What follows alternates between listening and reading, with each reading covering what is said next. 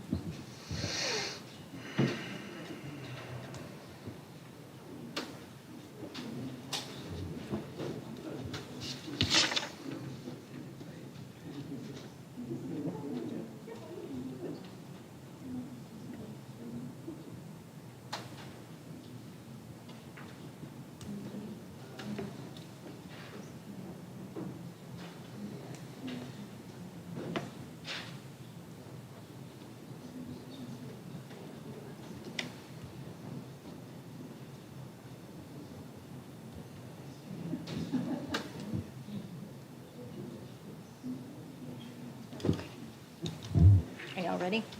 Yep.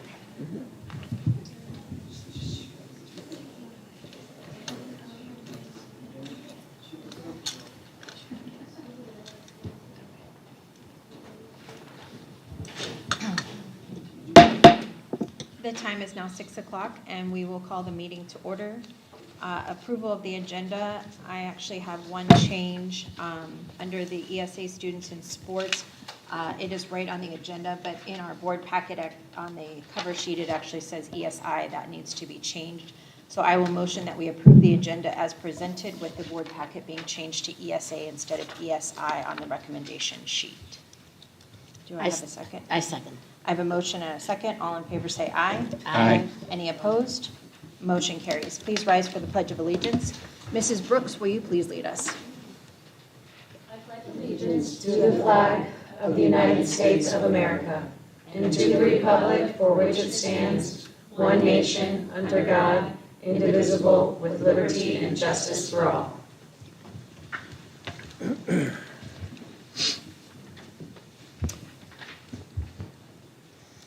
Public hearing on the instructional time model. The board will vote to suspend the regular meeting to conduct a public hearing on the instructional time model. Do I have a motion? I second. I have a motion and a second. All in favor say aye. Aye. Any opposed? Motion carries. Meeting is suspended. Dr. J? Yeah, Madam President, members of the board and guests, thank you all for being here tonight. Each year, we present to the board an instructional time model. This allows the district to set some parameters on how we deliver our instruction, and it gives us some flexibility in situations like air conditioners going down.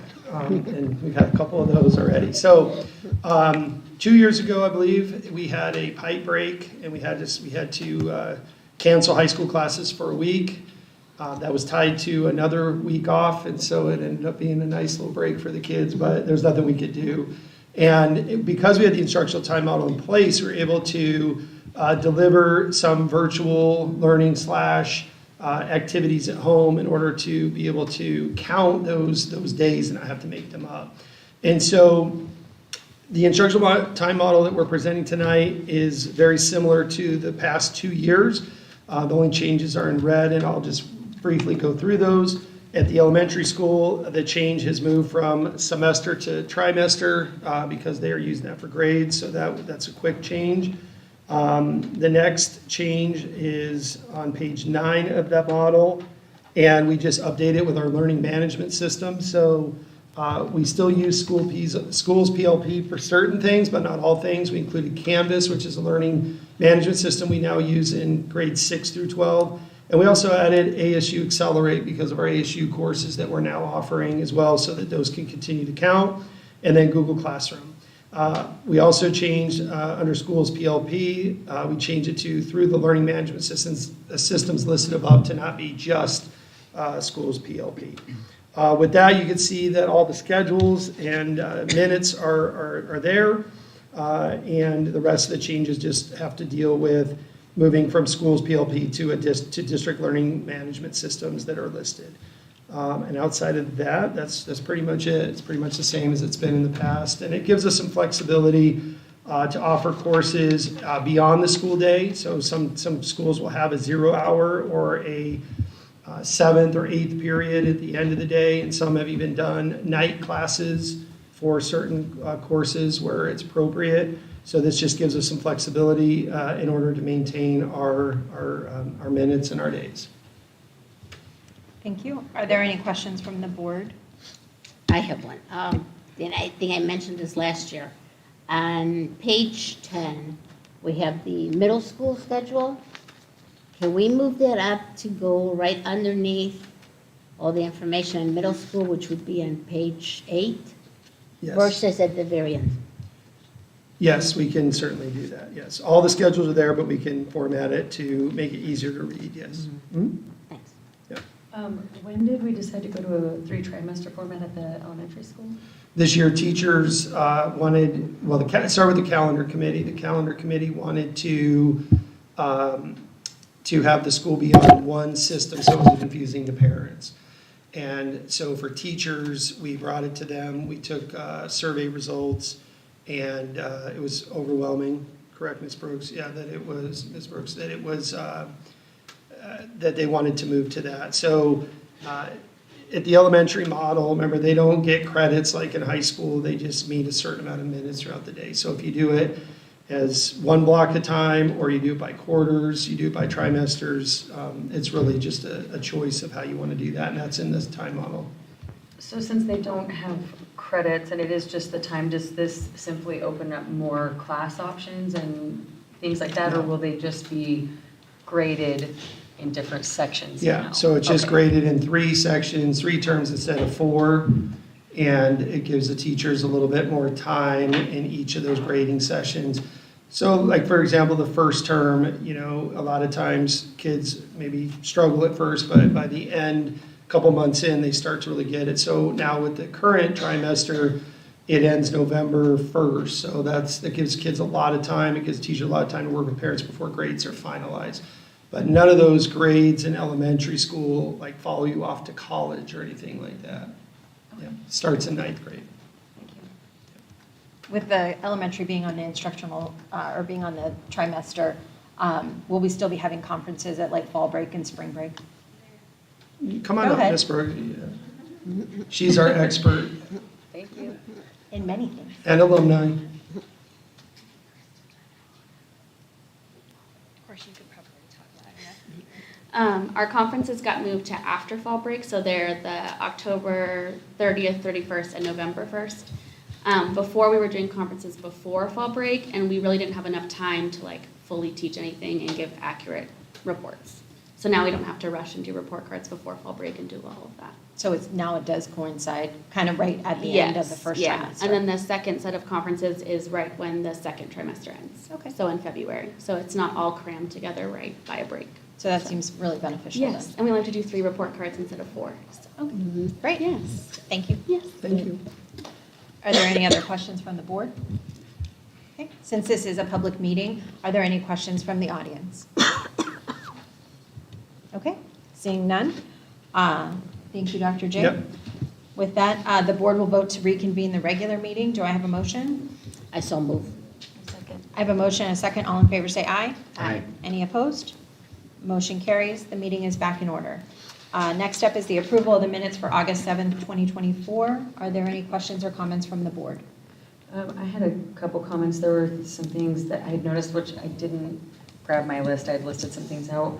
One of the things that I wish had been, and I think you've been doing a great job in reflecting things very accurately, The one thing that I thought was maybe a little light was on the reveal math, I wish it did include some of the positives that I saw there, because in the minutes, it does look like I simply was completely against it, which I am going to be a no vote, because I disagree with some of the stuff in there, but I did see a lot of positives in it. And I did try to bring that out, because I wasn't just against it, I would just, with red flags, I thought that that needed to be brought to light as well. And then I'm gonna have to email you the other ones, because like I said, I didn't bring my list with me. Are there any other questions or comments? Hearing none, do I have a motion?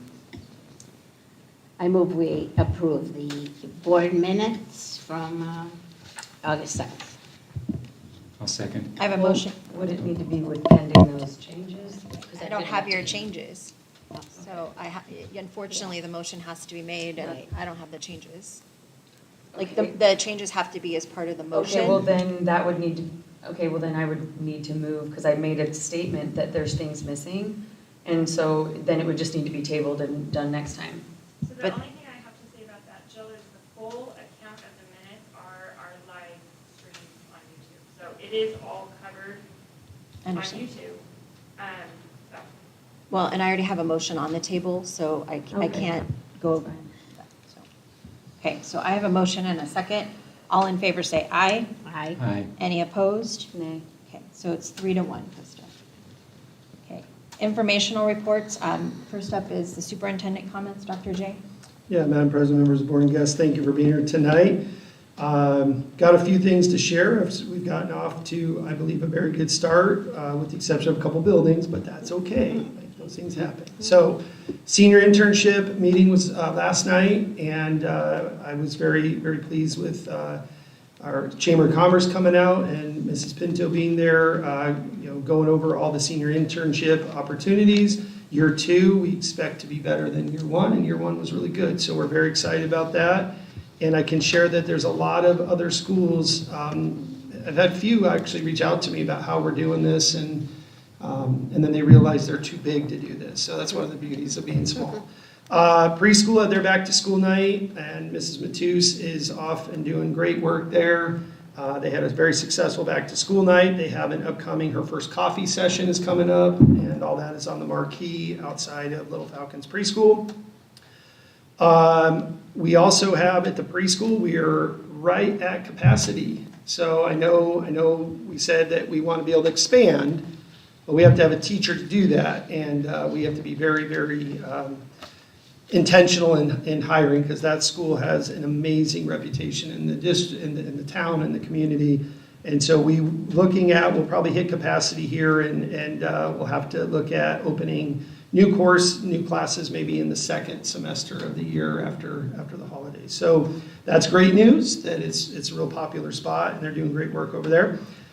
We have back to school nights are going to be coming up for the other sites. So McDowell Mountain will be on August 27th. And the middle school, high school campus will be doing them on the same night, but with some staggered times there to work with families on September 9th coming up. So it's really important that it's a real push from me, is to have more parent engagement in our schools, and this is a good start to that. We did an air conditioning tour as a board from our previous meeting. We talked about some air conditioning, and we got to some great questions, and we have follow-up answers coming to you soon. We're going to have a presentation by Climate Tech. Climate Tech's an upcoming meeting to explain to you some of the things that are going on with that. Frank's back, our English Bulldog, and he made his return. A little out of shape, but he made it two laps around the campus before he went home early. But the kids were really excited to see Frank, and I think he's over 100 and some followers now on his Instagram account. So Frank is a big hit. We have our first football game Friday. Very excited to have Friday Night Lights back and see our football team back in action. So they'll start Friday night. And our first volleyball game is September 5th. Our first home game is coming up. The homecoming parade has been set for September 17th. So that'll be at the Avenue of the Fountains. And I was really impressed with it last year, and we're hoping to build upon that. So September 17th, homecoming parade. We've launched one of the new websites. Fountain Hills High School now has a completely redesigned website. And one of the things we're really happy with is on the very front of it are the 12 most important links that you look for and you can't find in school websites. So it drives me crazy. So we got them right there for you. So if there's one missing, please email me and we can go to 13. All right. And on a personal note, I had to drop my son off in college, and it's been tough to go through that, and it's just a little quieter, and I'm getting used to it. But as a proud Fountain Hills graduate, I'm very confident that he is going to do fantastic, and he's going into the firefighting. He's going to go into firefighting, so he's up in Prescott, going to college, and moved into his dorm, and we're very excited for him. So with that, I conclude my comments. Thank you. Congratulations. Thank you.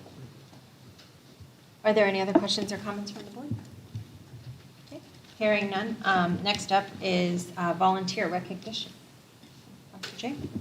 Okay, I'm going to plug in here for this. And let's see here. So first of all, while that is, there we go, it's coming on board here. We are very, very lucky here in our district to have so many amazing people in the community that step up and do so many things for our schools. And tonight we're here to recognize Andrea Hall. So Andrea, why don't you come up while I talk about you here. Andrea coaches for us, and she had a state champion this last year, so we're still very proud of that.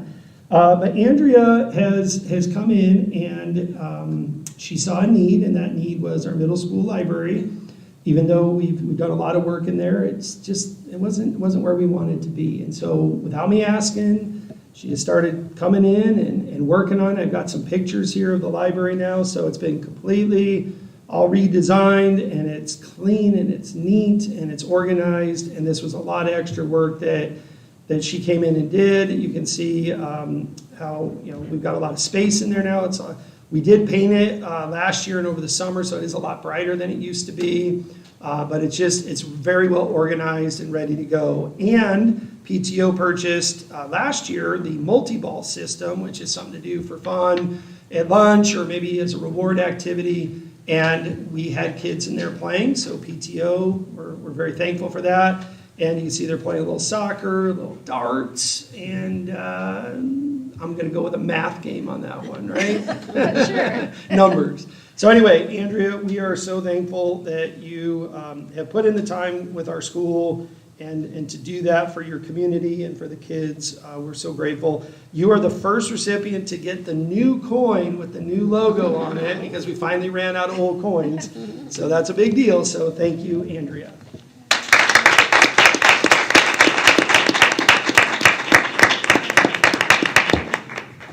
Wait, somebody take a picture. All right, Take Krista, pictures. camera. You got one of those iPhones? George works for us now. My fault.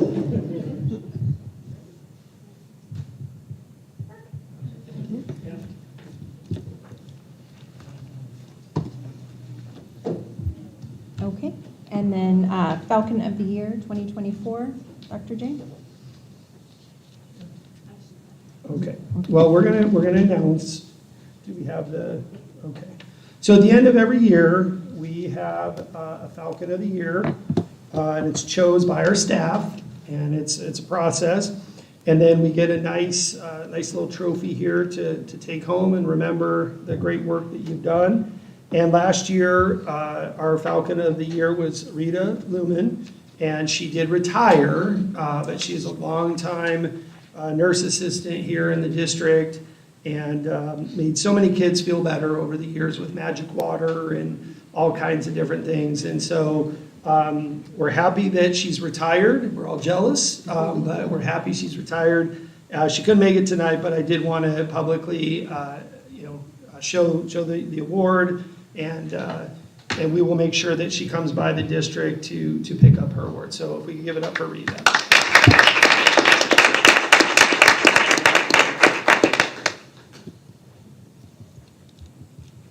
Thank you.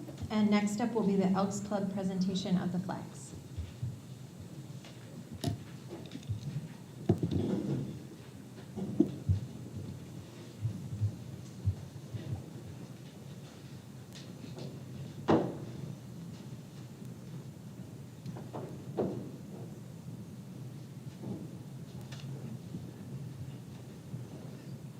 To the board, Lodge number 2846 of the Benevolent and Protective Order of Elks of the United States of America is honored to present you with 4 American flags to fly over the schools. Please just fly them proudly for this great country. Thank you. Thank you.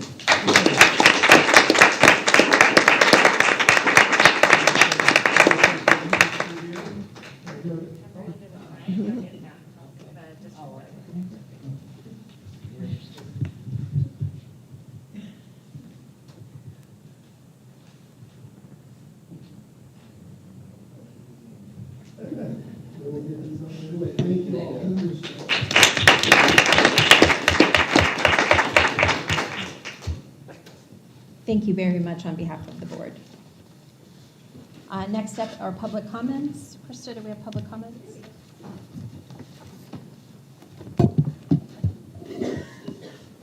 Thank you.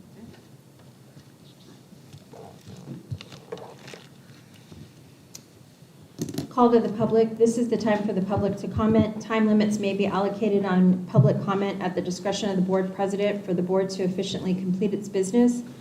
The board reserves the right to prohibit any comments made in a discourteous or threatening manner. Complaints about specific individuals, students, or personnel are discouraged. Personnel issues should be directed to the appropriate staff member or administrator per district policy. Members of the board may not discuss items that are not specifically identified on the agenda. Therefore, pursuant to ARS 38-431.01H, action taken as a result of public comment will be limited to directing staff to study the matter, responding to any criticism, or scheduling the matter for further consideration and decision at a later date. It has been the practice of the board to allow 3 minutes, and we will remain with that.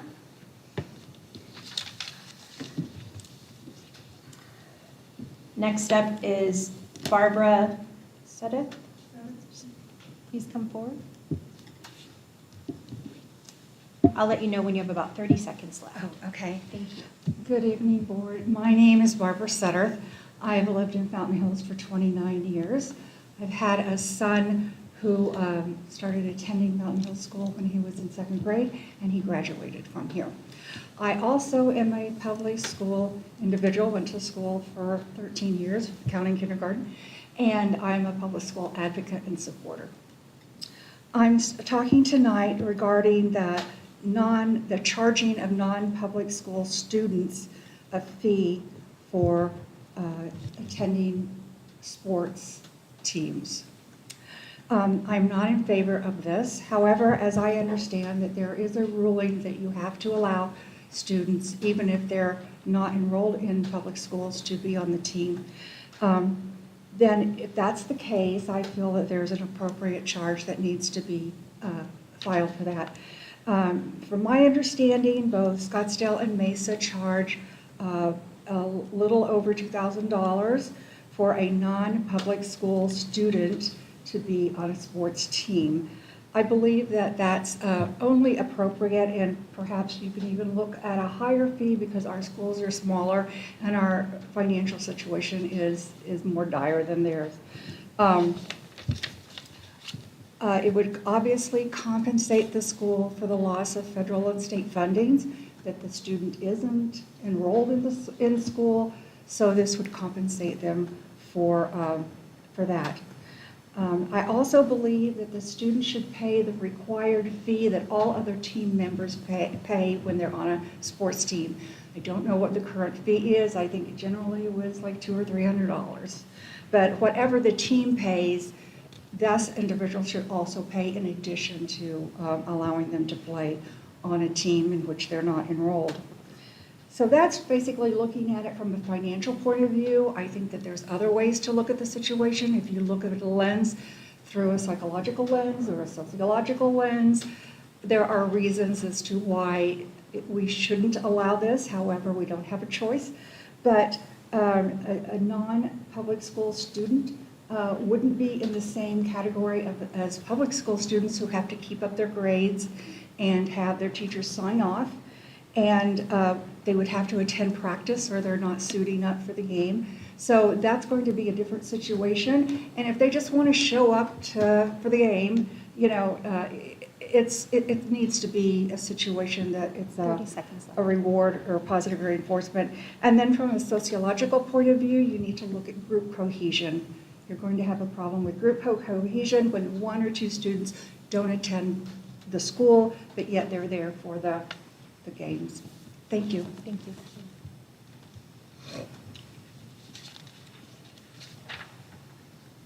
Next up is Kim Bartman.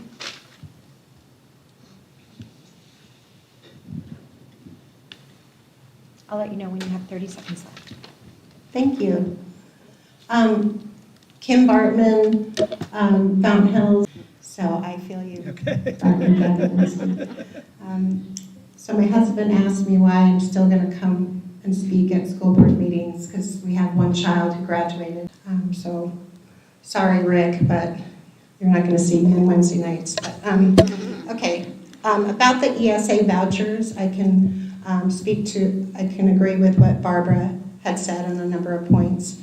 If we are to allow the ESA voucher students to participate, if we need to, if that's the rule or ruling, I agree with the $2,000 fee or whatever is appropriate, and then also in addition, the other fee that our students at Fountain Hills Public School already pay.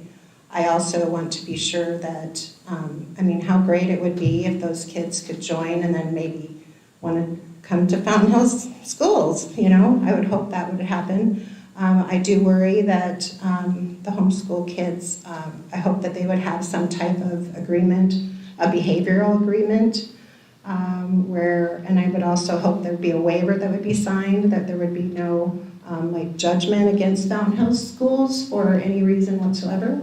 I would also hope that they would have to have their grades somehow monitored so that they are held to the same standards as our students at the public schools.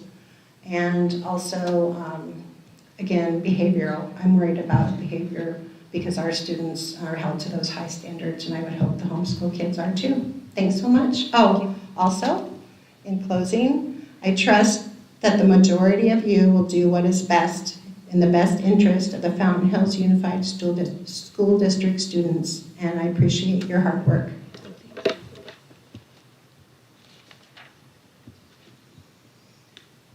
Next up is Wendy Barnard. I will let you know when you have 30 seconds Oh, I left. typed it. We're good. I promise. You'll start it after the good evening, Madam President, Board, and Dr. J. I have some comments on two topics this evening.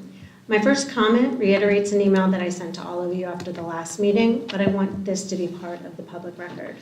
This is in regards to parent and student privacy. At the last school board meeting, I watched online and was shocked at the comments made on the dais. One of the members' discussion of special education students was completely inappropriate. This is a small town and a small district. Many of us know those families. In addition, some of those families want specialized schools to provide services for their child. The things that were said could identify the child and the family. It's critical that comments are kept to a minimum as not to identify a child. And I'm also asking for all of you to reflect on words. When describing students in a special education classroom, I was mortified to hear that a child looked fine. That child could have an invisible disability that you don't know about. And to say that perhaps they just lacked motivation was despicable. This is not something that can be judged by a quick visit to a classroom. I don't want to limit the board's time in the schools, but I ask that you maintain confidentiality and respect student privacy without immediately criticizing something where you actually don't know all the facts. You don't know about the student, their family, or the classroom. And this leads to my second comment. And I swear I did not talk to Kim prior to this, but I'm going to reiterate a lot of what she said. I have previously stated my opposition to ESA students utilizing extracurriculars. My stance has not changed much since then. But the online vitriol and attacks on our district continues, and it brings to light additional concerns. There are people that have publicly targeted some of our most beloved teachers, creating unnecessary drama without any evidence. These are the same people that will scream homeschooling is the only way to keep children safe. Yet, when it's in their best interest, they want to use our district resources, including playgrounds, athletic facilities, and even school events, to entertain their children. So I ask that significant guardrails be put into place to protect our school district, as well as our children, teachers, staff, and coaches. Homeschool children who want to come to campus should have the same requirements as our children. They should be in good standing academically and without disciplinary issues. Please determine how the district will ensure that they meet eligibility requirements. Further, what protections are going to be put into place so that my kid who's enrolled in the district is protected? How will you ensure that some of the families who criticize every single thing that happens in our district by third-hand word of mouth will not be doing the same thing in our extracurriculars? Please make expectations clear that school teams are not recreational leagues. Not all children will make the team, not all children on the team will play in a game, and there are rules that must be followed to remain on the team. If you choose to accept ESA money, please make it a number high enough to compensate for coaching stipends, travel, and incidentals. And importantly, please make sure that there's documentation signed by families that protects our students and staff. I'd like to address the criticism since that's allowed. I'm surprised to hear that you watched the board meeting because your interpretation of what I said is absolutely incorrect. I never said those things. No, please go revisit it and clear the anger from your eyes, Wendy, because in the end, please let me address the criticism that was brought. Okay, your comment's over. I never said those things, so I'd like you to revisit and watch that conversation because in the end I was advocating for a child who I do not believe we met the proper process of qualifying him for outplacement, which is what I think happened. I think his family pulled him. So we lost a student who we should have done better by. That was what I was advocating for. So I'm sorry that you think that I was disqualifying him from the care that he needed. I was saying he wasn't receiving it here. And that I think that sometimes what's happened in the public school system is that it's not a lack of the ability to learn, it's the lack of the ability to focus. And for a teacher tasked with teaching 25 students to give that child the individual focus that they need. So I was actually advocating for us to do better by our special ed students. And then I asked that we get a report for the students that would need to be outsourced versus the students that could go back into our current classrooms, because that's not been predetermined. And we're looking at paying a for-profit business 6 figures for one position when we don't pay our teachers that well. So I was also advocating for our teachers to get more money so that they would have the support that they need to give our students the care that they deserve. So I would invite you to rewatch that discussion because I never once said that kids look normal. All I said was that a student was left outside of a classroom to self-instruct, and I sat and played Go Fish with him until he got his work done. I said, okay, finish this next section and I'll reset the game. So it's not just a quick overview and me not knowing what's going on. It's actually me seeing a repeated instance that if that was my child, I would absolutely be in there talking to somebody wanting something different. And I treat every child and this student like my own child. Thank you. So do you have your background clearance that you should be? I do. Okay, then do we have it on file, your fingerprint clearance card? I don't. Okay, this is out of line. So, next up is Cindy Couture.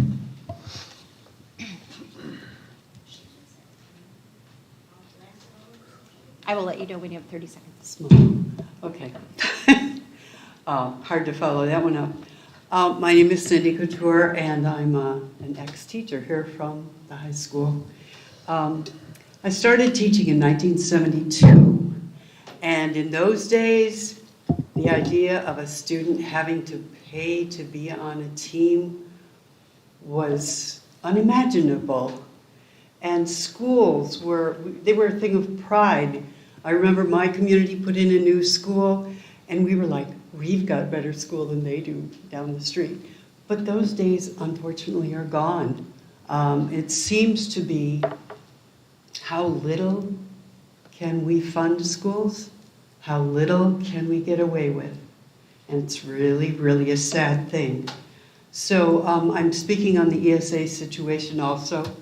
To me, it's an economic one.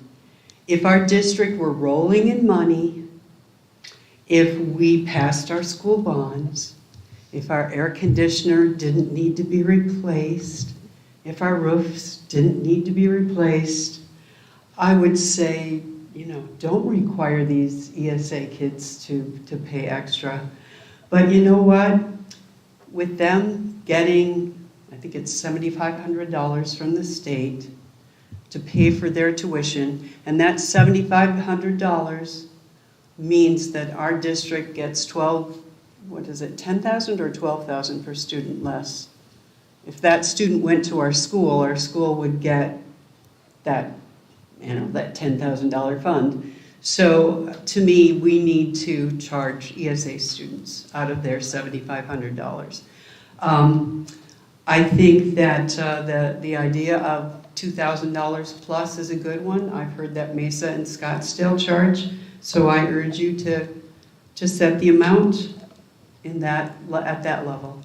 I also urge you to set academic standards, because it would be hell as a coach to have kids that don't have to have academic standards. Oh, my mommy gave me all A's, she likes me, but I didn't have to do anything, and you had to work for Mrs. Couture. So I think that we need to set academic standards, behavioral standards, and probably some kind of attendance standards. I don't know how you attend at home, but some kind of proof. Thank you. Thank you.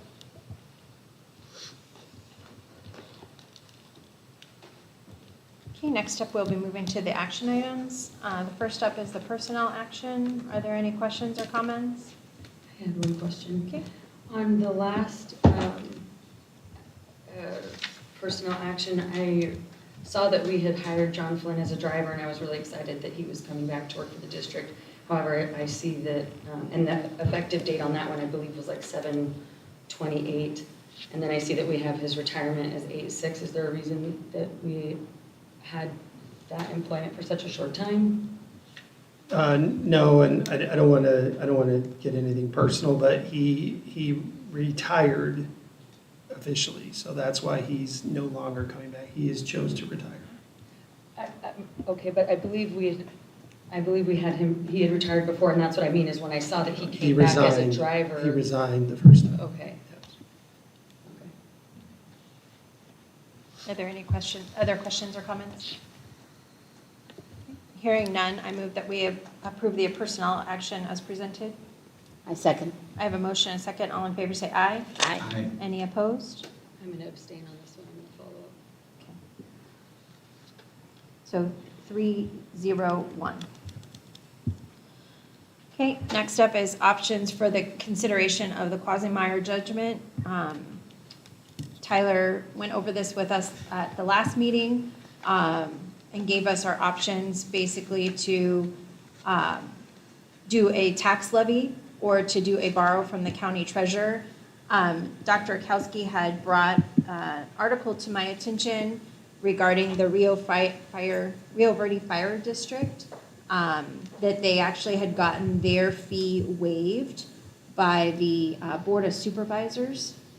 And so I did send that email to Tyler, or I did send that article to Tyler and asked him about it, and I will let you know Tyler's response was, he said, it appears the county treasurer used their ESSER funds or federal dollars to pay the tax liability for all fire districts, so not just Rio Verde, but for all fire districts.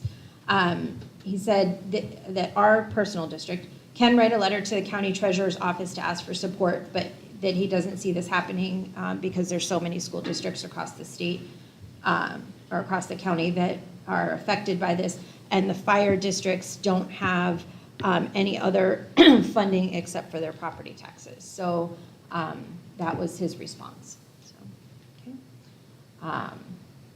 Are there questions or comments regarding the information we received before? I just want maybe Chris to come up and just rehash exactly what they suggest we do. You scare me. Good evening, everyone. Dr. J, guests. Yeah, Tyler and I, like I explained to Ms. Acker this morning over the phone, we reviewed the cash flow projections. We're closing out 23-24. We're anticipating a $89,000 deficit because of the judgment. And we definitely recommend voting no and utilizing our line of credit with Maricopa County, which we could pay back when we get our state aid in September. So that's nothing new that we said last time, but that's our position, and that's what I told Ms. Acker this morning. Thank you. I do have one question, and I'm not sure if you'll have the answer, because it's kind of a unique one, I guess. But so I do know that they are issuing the refunds, whether or not people go and apply for them or not. I do some property management, and the person I work for received their refund we didn't have to apply for it. So I know that Tyler had said it depends on how quickly they work through the applications or through the backlog, I guess, of all of these payments that they have to make. And he seemed fairly confident that we wouldn't need to borrow from the line of credit for a significant amount of time, but I don't think we knew that the state was just going to be automatically issuing them. Knowing that, would that change his recommendation or the recommendation here? Because he did also say that the interest rate was going to be more that way, and that if we did borrow against that line of credit, we would have to rebudget some things because we'd incur that additional cost. There's a lot of hypotheticals in there. All I can say is we discussed this as recently as today, and he's still, as best we can, predicting when we get the state aid in September. So that would be within weeks. I mean, you got two options, really, that and doing the TANs, right? Right. And so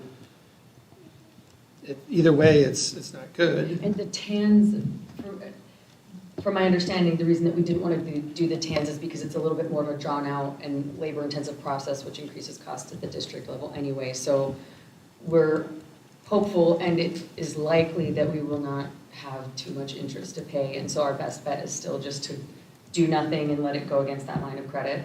Correct. I don't think either of these is a situation where we're ecstatic about either one, right? But we still recommend knowing everything, knowing there's a backlog, that the best thing to do is utilize the line of credit.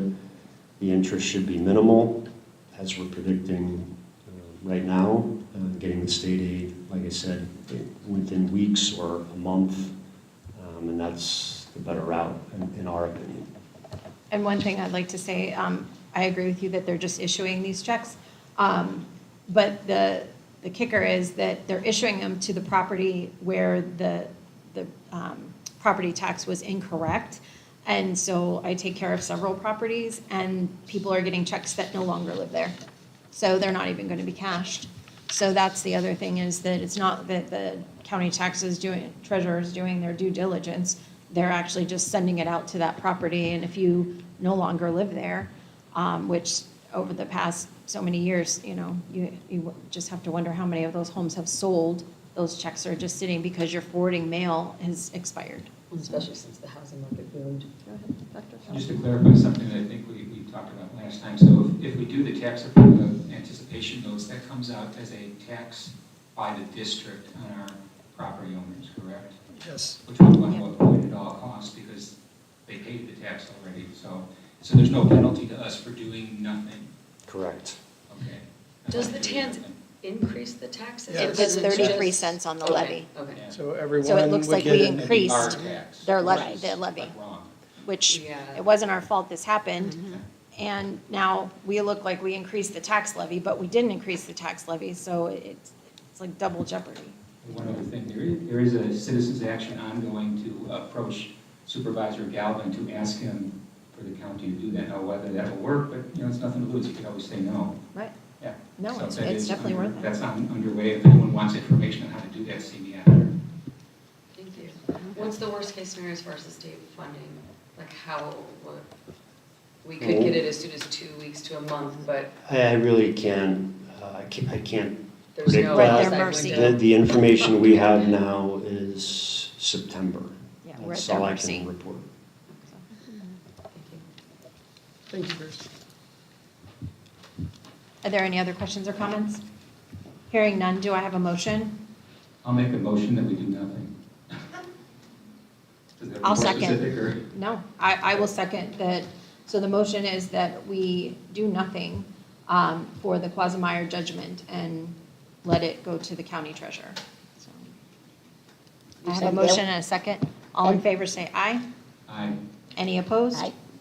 I just had a question that I Oh. was trying to say. Sorry. So by saying no, it goes to the line of credit. Correct. If needed. Yeah, if needed. We're going to do Exactly. nothing, and they would take the line of credit. If we don't Right. do the TANs, they're going to take the line of credit if it's needed. Right. So it's a yay. Okay, and you were a yay? So 4-0. Okay, next up are the supplemental reading for grade 5, Zach De La Cruz. Hang on, there's like 8 million pages to this Quasi-Meyer thing. Yeah, page 57 is I where know, you'll be. I just lost my thing.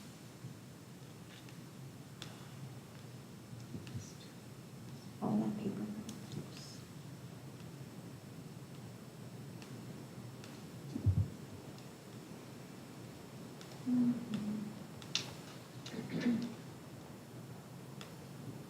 Okay. Zach De La Cruz, the notification was sent on Constant Contact June 6th.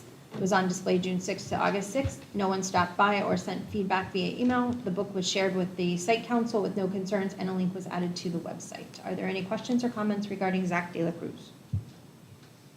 Are we able to put the announcement out on the, I know it's not the district office marquee, but the one that's out in the front here, are we able to put stuff like that on there where it says books for review in district office as Sure. part of the announcement? Sure. Okay, thank you.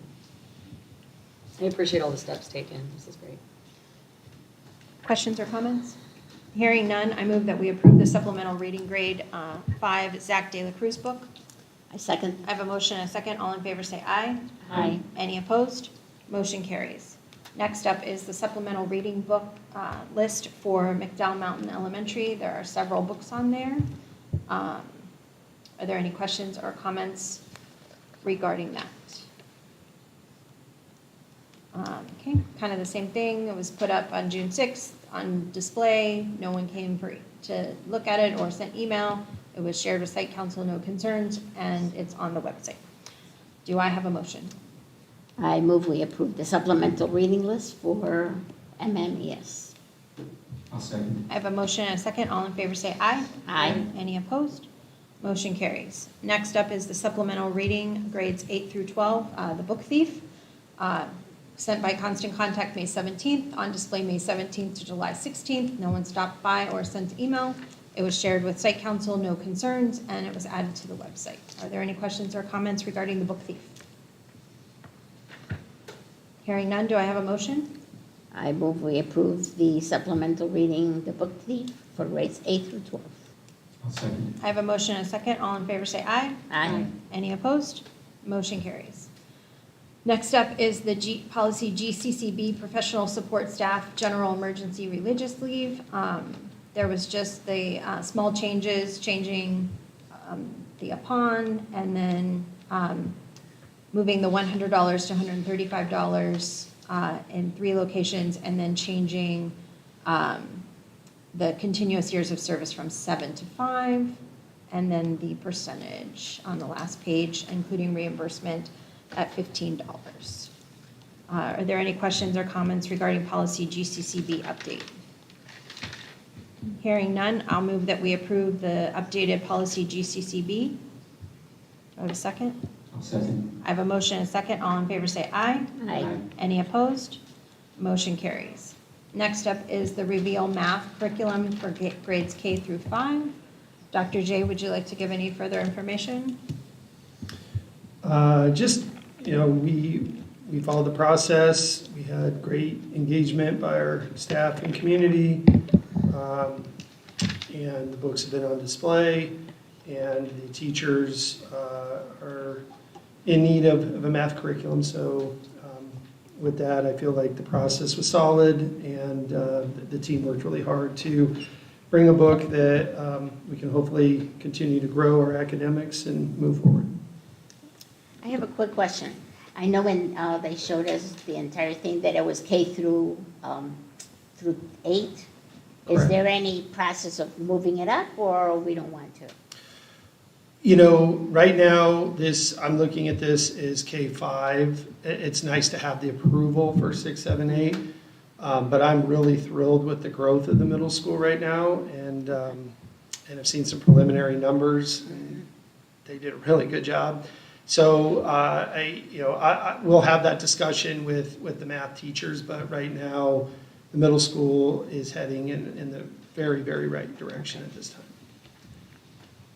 Dr. Akowski, did you have a question? I have, I guess, some comments and questions. Go ahead.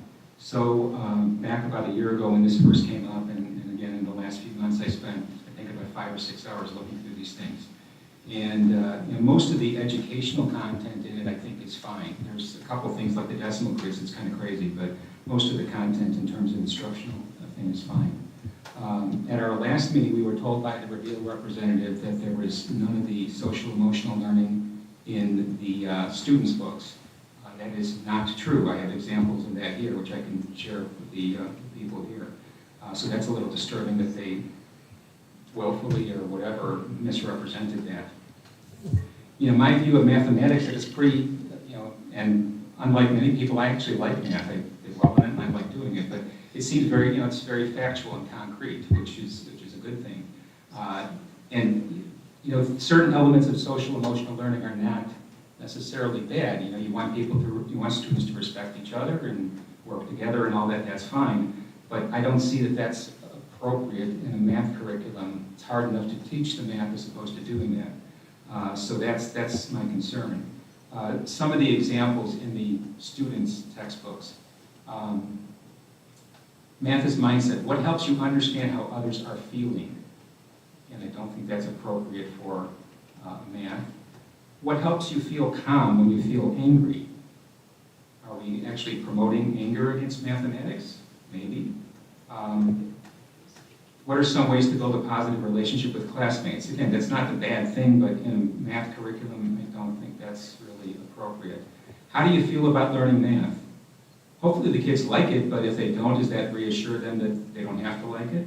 How can you recognize and understand how others are feeling? How can you show you understand how others are feeling? How can you understand your feelings? And the other issue of this is that, we're talking about K through 5, are a lot of the younger kids able to grasp these concepts? I don't think so. That's my concern of that part of things. Now I realize there's not a lot of choices out there. I actually did some research on the Hillsdale College math curriculum and was not that impressed that it's much different. It actually is based on something that also includes social emotional learning. But a couple of questions. So right now, my understanding is that the math teachers they don't have any textbooks, so they're getting stuff off the internet or whatever to teach. Is that correct? Well, they use some of the resources on beyond textbooks, and some of them have been doing it a long time, so you have team leaders and you have teachers. But I think when you look at the K-5, a lot of this is the supplemental workbooks and materials that go with it. And so when the teachers don't have that available, it's putting a lot of extra work on them to create those types of things. And this is a full system, so now the kids will get these additional materials that go with it. So it is hard when you don't have the approved, or you don't have any kind of resources available, but the teachers, they work together, and a lot of them have been doing it for a long time, and there are some resources on beyond textbooks that they can use. Okay. So if we commit to this, is this for 1 year, or we're buying books that are expensive and we better commit to several years? I think from a financial standpoint, yes, it's a multi-year, because of the fact that any textbook adoption is expensive. It just is. So you want to make sure you get it right. You want to make sure that your teachers that are going to be using it, the community that the school is represented in that discussion before making the final decision. Beyond textbooks as a whole, the concept is that you go beyond just the book, but at the younger levels, having a guide and a book and something that they can use with their students, I think is a little bit more. I think it's a lot more important to them than it is, say, for a secondary teacher where they don't need maybe those supplemental works. Anything you want to add, Mrs. Brooks? You teach math. I was on the math committee, so when we looked at all three, the contract pays for, I think it's 5 or 6 years total of all the books. So the price on there was covering for all 6 years. I think we tried to get them to 6. And then as far as the materials, we do a lot of Googling, and teachers pay teachers searching to find things to teach the lessons. So this would help us have something that we can go to and rely on to use into our classroom. And then if there's things that we want to add to it, we can always do that. But So if we don't approve this, would there be a rebellion among the math teachers? I don't know. well, Is what you're doing now working, or is it just not working good enough? it's not working well enough. We have a lot of new teachers at our school, like brand new. So not having the steps on how to teach something, and you're just YouTube videoing it. And I'm just going to say, I actually run a new teacher support cohort, and I met with them today. Like the administrative one I do for growing principals. And I believe we have 6 brand new teachers, like right out of college in the district. And it's a tough first year if you've ever taught before. That first year is tough. And so we're also trying to retain staff, and when we don't provide textbooks or resources, I think that leads to teachers saying, I can go to another district where I can have those types of things. And I feel it does give off a bad first impression of, hey, welcome to our school, but we don't have a book for you to teach with. I think that's a tough one. So, if you said it, you referenced it's academically sound, and that's the key, right? Our teachers. Except for the decimal grades. Okay, I got you. Over my head. But here's the thing: when we have, our teachers are really very good at teaching the standards, working hard, and growing the academic growth in our district. And all the schools had surprised me with their letter grade data, okay? And I'll present that when it's official, but very, very pleased with it. And our teachers take beyond textbooks, I think very seriously, and BT keeps them on track. And one of the things that a lot of people don't understand about BT is in the calendar, it lists what standard you should be teaching, like this week in school. It may not line up with Reveal in Chapter 1. They might have to start in Chapter 6 and go to 2 and then to 14. And that's been the case since we've had BT for the last 8 years, right? It's just the way it is. No manufacturer is going to get it exactly right. And what we believe, or our partner and Vail believes is the right thing to do. But what I can say is the data speaks for itself. And the data, when we use BT in conjunction with approved textbooks, the data speaks for itself that it works, and it works extremely well. So, yeah. Okay. Do you have any other questions or comments? No. I have a couple questions. Okay. How long have we had the last textbook that you guys are using? Do you know? We got that approved before I started teaching, so somewhere between 2015 and 2018. Okay, so it's basically It's like 8, 9, yeah, like around 7 to there. 9 years old, something like that. Okay. And then when you are finding lessons, not using the textbook, when you're finding lessons, do you share that with your cohorts, or is everybody kind of just doing their own thing? We share them, but we kind of get to do our own thing. I mean, that's beyond textbooks, lets you just teach it how you want. But that does come with a lot of teachers pay teachers, links, purchases, searching, spending time finding resources that aren't always research-based or the best way to teach something. So, Okay. And then the social emotional learning has been talked about a lot with Right. this. Being on the math committee, how many books did you look at? We looked at 3 books, the one that Scottsdale uses, which scored the lowest. We looked at Eureka Math, and then we looked at Reveal.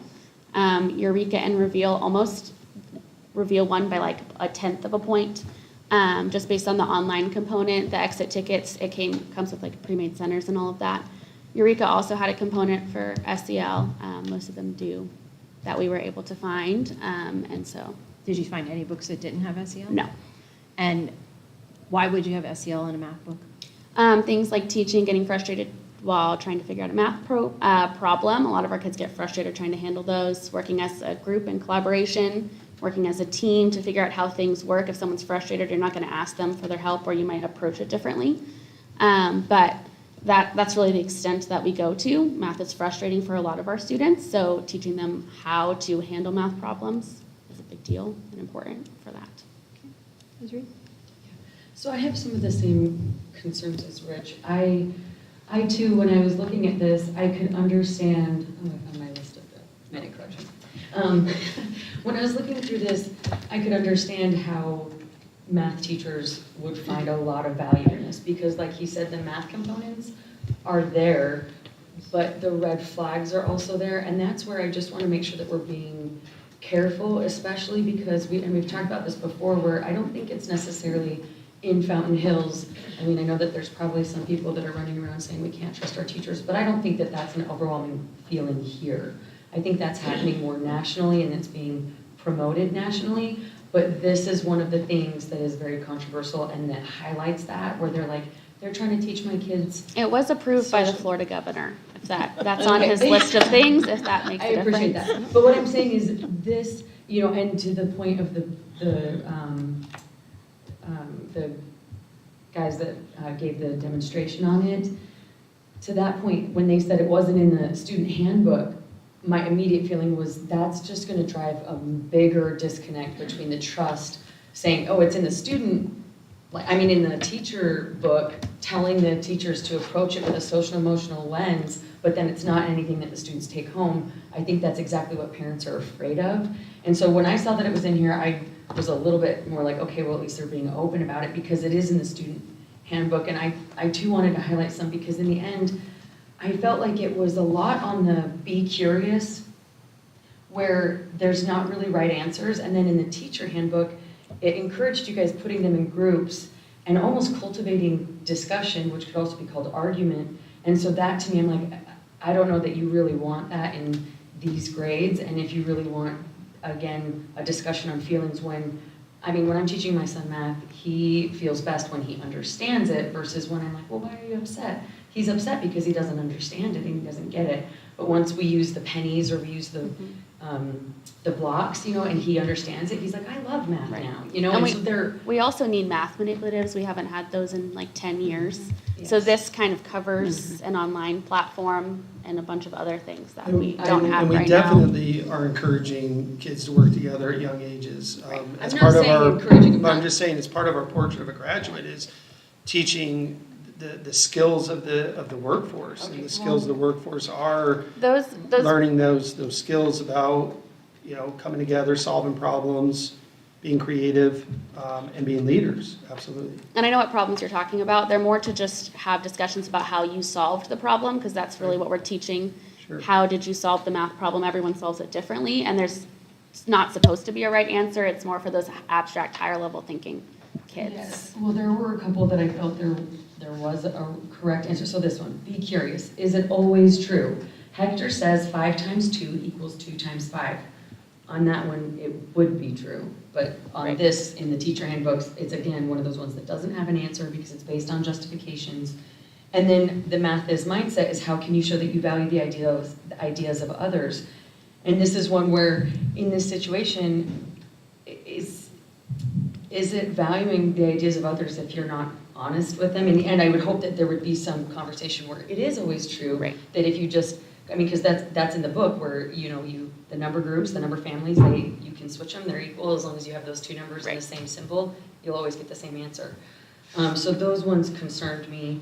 And then similar to the ones where I don't think when we feel anger, it's not always the best to focus on that. Sometimes it's the best to address what's causing it, which again is, I think, a lot of times not understanding the math. Right. So to me, those are the red flags. And again, I wish it was just more of a pure math curriculum. And so I too had the same questions as what we're using now. I love the idea of manipulatives. I love the idea of a student workbook with, pencil in hand, filling out the worksheets. Kids love that. And I also really liked the exit tickets and the way that it adjusted to them. And I really like the idea of having a uniform curriculum for all of the classes, because I think that might be one of the biggest reasons that we would want. That would be very helpful. Textbooks Yeah. versus beyond textbooks. Because from what I understood, beyond textbooks has so many resources that, along with the academic standards, that we weren't really using our textbooks anyway. So I would No. like a uniform. It's a supplement.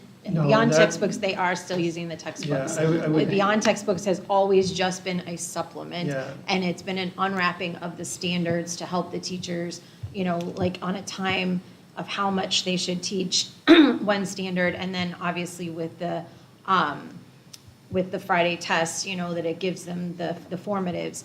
But it's always just been a supplement. It's never actually been the curriculum. It's more of a guide. It's more like worksheets. It's a Because guide. it's not a curriculum, it's a Right, learning it's aid. a learning That's a tool. scope and sequence. So what math what textbooks were adopted in between 2015 and 2018? Bridges was our math curriculum.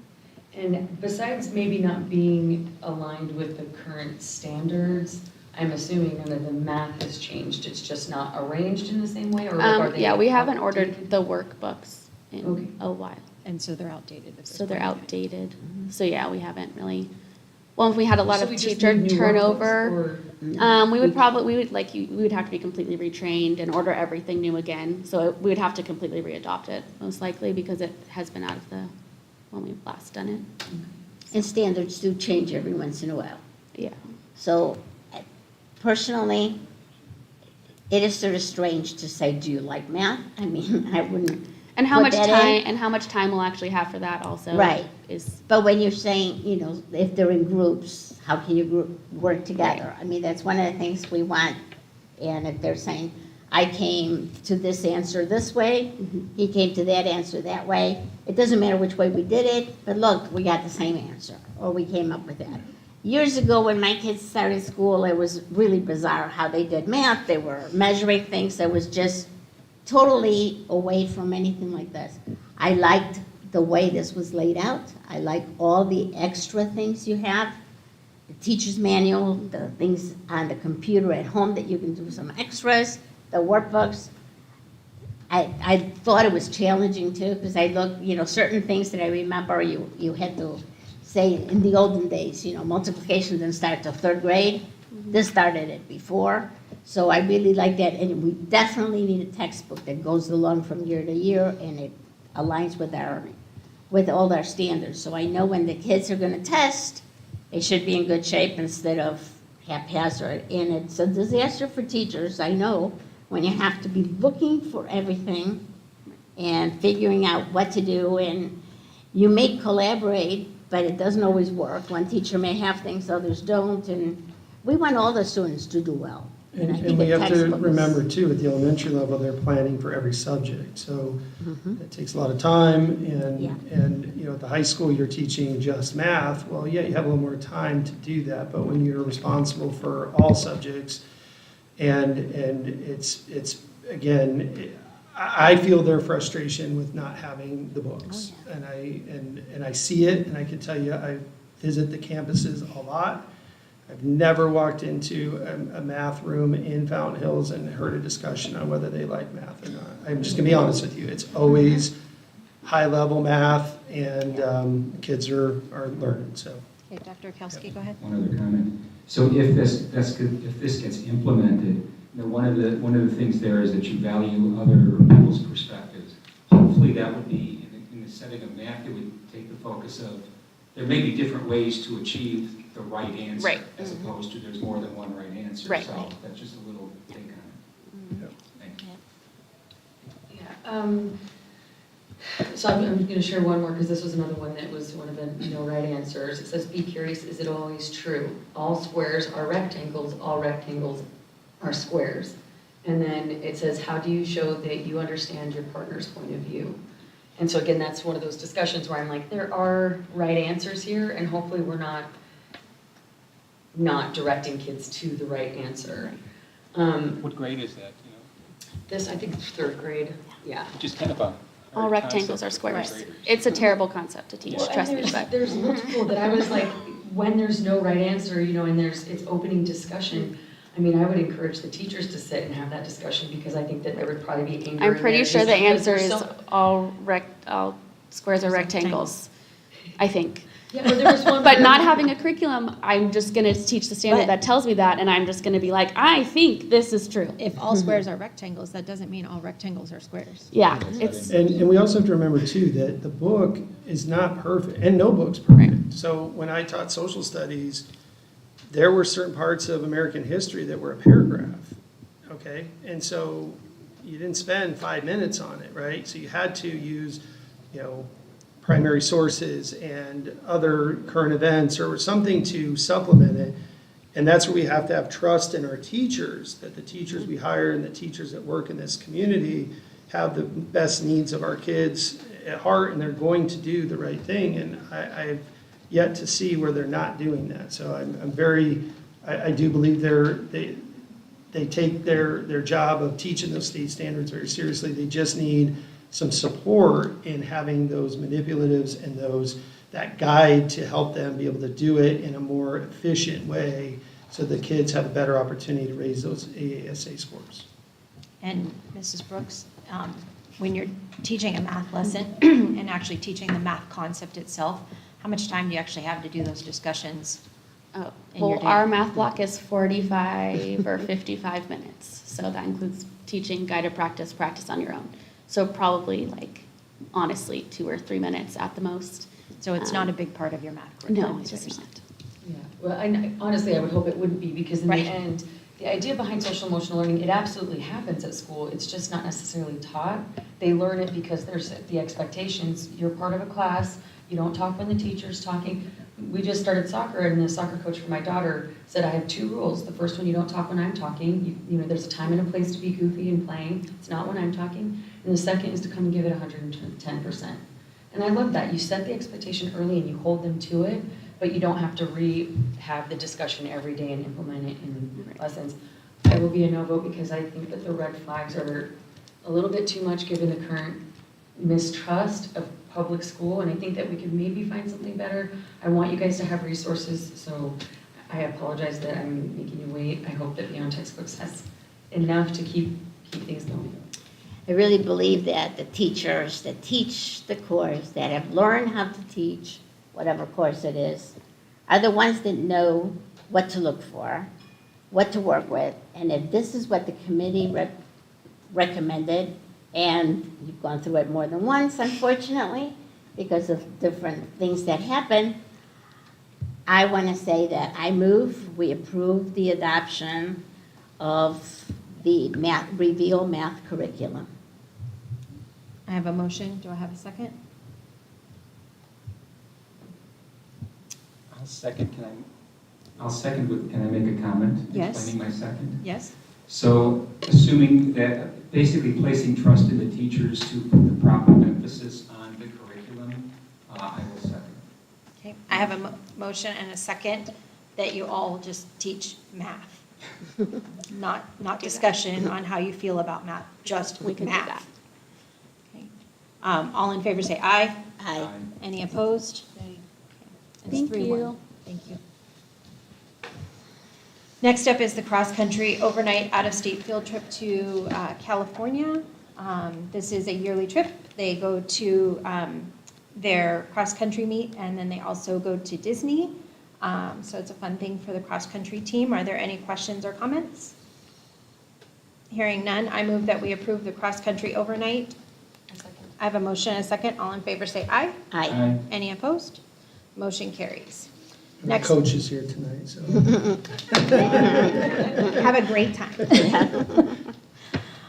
Can I go? No, I'm kidding. Just kidding. Next up is the purchase over $100,000 for Voyager Fleet Systems. This is our fuel system. As we discussed last year, we had Voyager and WEX. The WEX account has been canceled. We will only be using Voyager. We use approximately $130,000 annually, depending on the cost of fuel, which hopefully either comes down or stays the same, so it doesn't cost us more. Are there any questions or comments regarding Voyager? My only question was, we used WEX and we compared, was their service just worse, or was it actually more expensive to the district? It was more expensive. They kept charging us fees and. I know we had a ton of cards open with them Yes, too, and there was fees for and each of them. this is the recommendation of our transportation director, and he's very good at vetting all parts and all things transportation, and this is his recommendation. Okay, and then I can't remember the name because I had just looked it up and I didn't write it down, but there was another company, have we ever looked at, I know of 3 companies, it was Voyager, WEX, and then there was a third that I had found online and I can't remember the name. Have we looked at all of our options? Again, this is the recommendation from the transportation department. He has looked at, he's very good about looking for parts and knowing who has the best deals. He has a very limited budget, a very tight budget, and this is his recommendation, so, yeah. Okay, thank you. Are there any other questions or comments? Hearing none, I move that we approve the purchase over $100,000 for Voyager Fleet Systems. I second. I have a motion and a second. All in favor say aye. Aye. Any opposed? I'm abstaining because I'm going to follow up on this one as well. 301, Krista. Next up is policy GCQC to request the waiver for liquidated damages for Rita Canales. Dr. J, would you like to give us information on this? Or do you have anything to add to it than what we have in our board packet? I really don't have anything to add, so I can answer a question if you have it. Well, I read her resignation letter and I read, her reasoning, and I have to say that I'm extremely disappointed. I think her reasoning is ridiculous. Is she a contract employee? Nope. She's not a contract employee. Well, then why? Oh, I think you're confused. She's not through a contracting agency, she is on a contract. She's on a contract with us. Oh, yeah, I thought you meant like a contract or No, like spend. but she got a contract Yeah, when she she got signed a the job. con- she So signed her the contract. contract spelled out how much she was gonna get paid, correct? 100%. Right, and she accepted the job based on that. She did. Okay, so. Yeah, I don't find this to be circumstances beyond the control of an employee. I don't either. Yeah, my only question is that she does say paying, the ASRS and paying more for health insurance. Did she not know how much she was paying for health insurance? No, Is there- again, all of our employees are given a compensation package before they sign their contract, and all employees of Fountain Hills, if, for the single employee, are free if they want to take that plan. If they want to upgrade or they want to put their kids or spouse on there, they can do a kid-only plan or a family plan. But I can tell you that when Kaylee gives them a contract and gives them a proposal, all that is spelled out, including, we always have a conversation with employees about state retirement, because if you are coming to the schools and didn't come through the traditional path of university, the 12% obviously is something that, it can be, I guess, a shock. But at the same time, that is your money down the road, however you want to use that, whether you come back into state retirement or you cash it out at a later time. But no, Kaylee's very good at giving a full compensation package and going through all the different healthcare plans. And we have several plans available, and we're very proud of the fact that we do not charge for the single employee. A lot of districts have moved to charging, and we're one of them that is not at this time. Are there any other questions or comments? Like I said, I'm disappointed, so I'm going to move that the board does not approve the waiver for the $3,000 liquidated damages. I second. I have a motion and a second. All in favor say aye. Aye. Any opposed? Motion carries 4-0. Was that Lillian? Yes. Yeah, Lillian seconded. Next up is the Amera Learning Reporting Suite Learning Aid. Dr. J, do you have Yeah. anything to add? I do, Madam President, members, board, and guests. We presented at the last meeting the Amera Learning reading system, and we had some questions from the board. I did send those out to you within, I think, about 24 hours. They got back to me very quickly on that. I can share that the elementary teachers are very excited about this opportunity if it were to pass. The PTO has approved, if it passes, to purchase all the headphones for the program.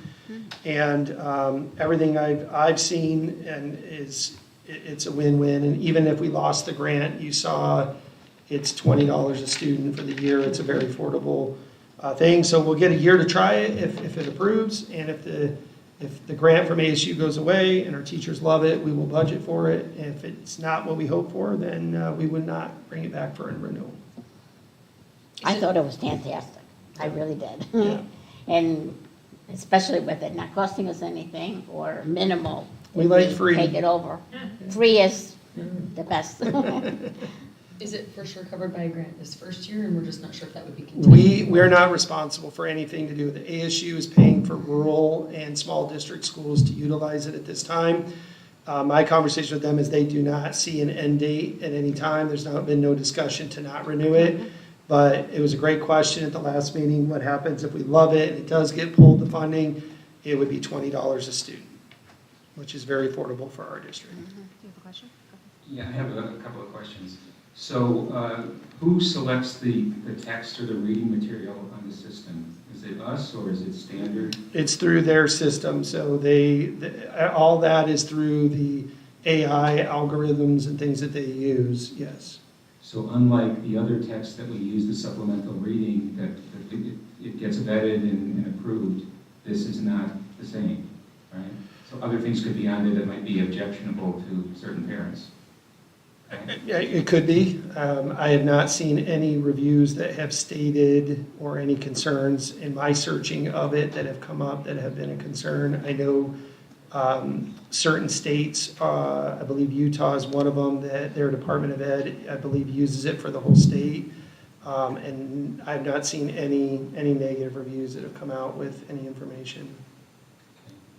So, I mean, I think it's a good program. It's just, I guess I'll admit I'm a little suspicious of AI and, you know, what's in there and what else might be in there. And this may sound conspiratorial, but you know when you go to a movie theater that they have little messages to make you buy popcorn and you don't realize that you saw them? You guys know that? It's true. I buy a lot of popcorn. Here's what I'm going to tell you. So I'm just wondering. What Dr. Wachowski- Messages here. And Yeah. it's a conspiratorial thing, but I just figured I want to say it. Well, here's what I can do. I can have, if you'd like, we could have, since Sam likes to come to all these meetings, we could have a teacher after the first month of use to come and share with you their experience with it. And remember, if there's something that comes up, it doesn't mean we continue to use it if we have concerns with it, right? If a teacher were to come forward and say, I have real concerns that this is not working right, or it's not doing what it said it's supposed to do, then we just stop using it. We're not locked into anything. There's nothing that Fountain Hills School District owes back to anyone, including no survey data or anything like that. So we can have our teachers come and give some feedback on that if you'd like. Can parents try it out too? If they're Sure, interested? Okay. sure. Well, and I like that the students are actually reading it out loud, so I would think that our teachers are also listening to what they're Of reading. course. So, Of course. and I encourage you to preview things that your students are reading. Absolutely. I kind of had the same concerns, just as far as oversight and what kind of controls are put in there, because with AI, there is, I mean, essentially, it's a self-learning and self-adjusting system, and so there are questions, I guess, on how we can safeguard it, especially given that this is our most impressionable age group. And then the other concern, I know that there's not necessarily surveys, but since AI is constantly essentially intaking information so that it can adjust, my concern is that there's data gathering, which isn't necessarily dangerous, but is there going to be a way for parents to opt out of something like this? Well, Not sure, that they parents want can, to, but parents can opt out of most anything if they want to. But I will say, I have not seen anything with the technology that it's linked with any other companies or any other type of service. They created it themselves, and they're using an AI model of of how to do that. And, my father-in-law says all the time, AI is, it's not thinking on its own, it just has a lot of different, if you say this, it does this, if you do this, it does that, and that's all programmed into it. So again, we can bring some information back, and we can, and you're welcome to come by and stop by Sam's room and take a look at it and watch. Well, the one thing that made me think that is that when something is free, and especially with a university, I mean, that's exactly a study, which is fine. I would just hope that we would know if that's the intention behind We asked that this. question specifically, and they said no. And I think what ASU is trying to do is they're just trying to, my opinion on it is that they want students to be ready to come to ASU at some point and have those reading skills where they need to be, and they believe that this program is helpful in that regard because of the fact that it has been, we're not like an early adopter on this, okay? There's a lot of districts that use it, and like I said, I'll send you the article and the information on the state of Utah and how they use it. But this is something that has been used for many, many years now, and I typically, I have not seen anything. Now, again, if something comes up, we can monitor and adjust, okay? I appreciate it, and Yeah. I have my concerns about it, but honestly, I took it to a lot of people publicly, and nobody really voiced anything against it, so I'll be voting for it even with those quick questions, and so I would appreciate a follow-up. Yeah, we'll just have Krista put that as, from time to time, we'll put it on there as a quick, update on how Mira is going. And kudos to the PTO for buying the Yeah, headsets doing for that. everybody. The Thank them. PTO is Yes. incredible. Yeah, of course, absolutely. Yeah. And is it K through 5 that will be using it? It would just be K through 5, yes, Okay. correct. All right. Okay. Do I have a motion on Amira? I move we approve the Mira Learning Reporting Suite, Learning Aid. A second. All in favor, say aye. Aye. Any opposed? Motion carries. Were you yes? Yeah. Yep, okay. 4-0. Next up are the policy advisories, pages 748 to 762. We had talked about these at our last meeting. I had explained that these would be a group vote, just one action item. If there were any that you wanted to see pulled, to please notify us by 3 o'clock on Monday. We did not get any feedback, so are there any questions or comments regarding those policy advisories? Okay, hearing none, I motion that we approve policy advisories 748 to 762. I second. I have a motion and a second. All in favor say aye. Aye. Any opposed? Motion carries 4-0. Next up is the ESA students in sports. We've talked about this on multiple occasions. I've given plenty of information from other districts. Are there questions or comments regarding ESA students in sports? Go ahead, Dr. Okowski. So, keeping in mind what various people here said, and looking at, I reviewed the state rules and laws on this. So one of the comments was, if we approve this, we charge more for those students. And I think that we can't legally do that. I'm reading from ARS 15-802.01. Registration, age, eligibility requirements, fees, insurance, transportation, physical condition, etc. Policies for homeschool students shall be consistent with those policies established for students enrolled in that public school. So I interpret that to mean if we do allow non-enrolled students to participate, charging them a higher fee may be in violation of this law. Can I clarify that? Yes. So I did get clarification on that in one of the documents that I had sent, that I had provided to the board. So even though ESA students can be classified as homeschool students, they are not, that policy, that statute is for homeschool students who do not take ESA vouchers. Okay. So there is a difference between the ESA voucher students and homeschool. We have always been required, Dr. J is the word, to allow true homeschool students. Yes, because homeschool students, for as far back as I can remember, have been able to participate. I think the difference here, the way I understand it is, is that because if I'm a homeschool parent and I'm not taking the ESA, I'm paying taxes into the school system. And if I'm an ESA parent, I'm now taking that money back and using that.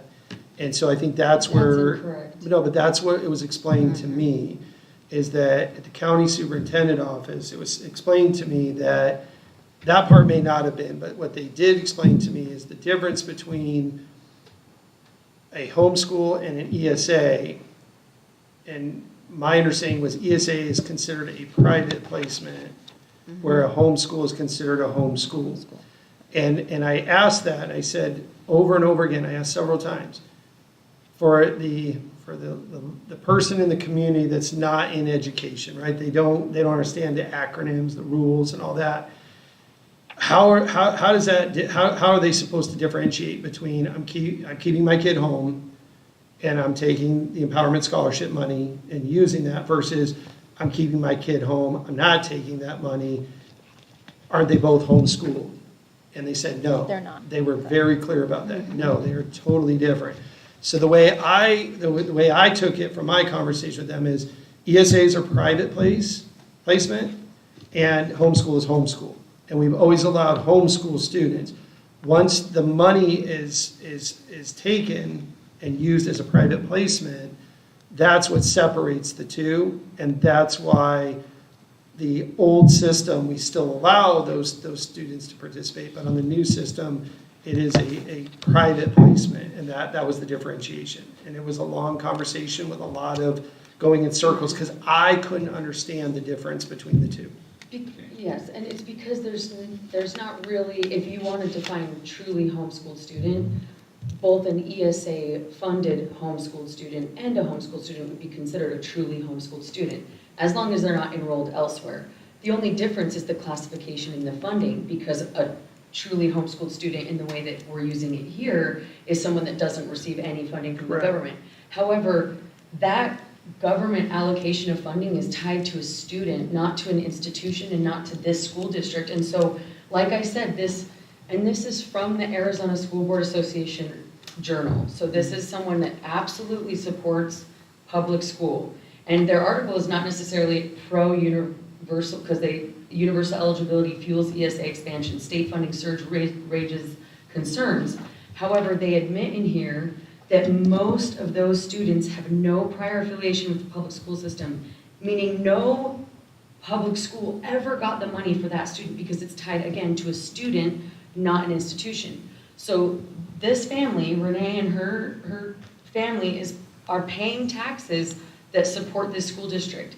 But what they're also doing, which I think is brilliant, is saying to the government, who's not giving us any money, they're now saying, well, we're going to take the state allocated funds for my child, because that's who it's for that child's education, and they're going to allocate it where they see fit. Yeah. So are we going to punish homeschool families that don't want to partake of the government curriculum, but that still want to be part of our community? Because that's the question. We're not going to allow, I think that we should have a stipulation that does not allow students that are enrolled in any other school, including an online school, to participate in our athletics program, because they shouldn't be allowed to be in another school and then come and participate in the athletics. But the way that the county superintendent office shared with me is that's exactly how they're classifying ESAs, As is private. they are in a different school, they're in a private placement. They're not in another school. I get it, Yes. Miss. I'm just saying So- that's the way it was responded to me. And I will tell you, in conversation with districts that have done this,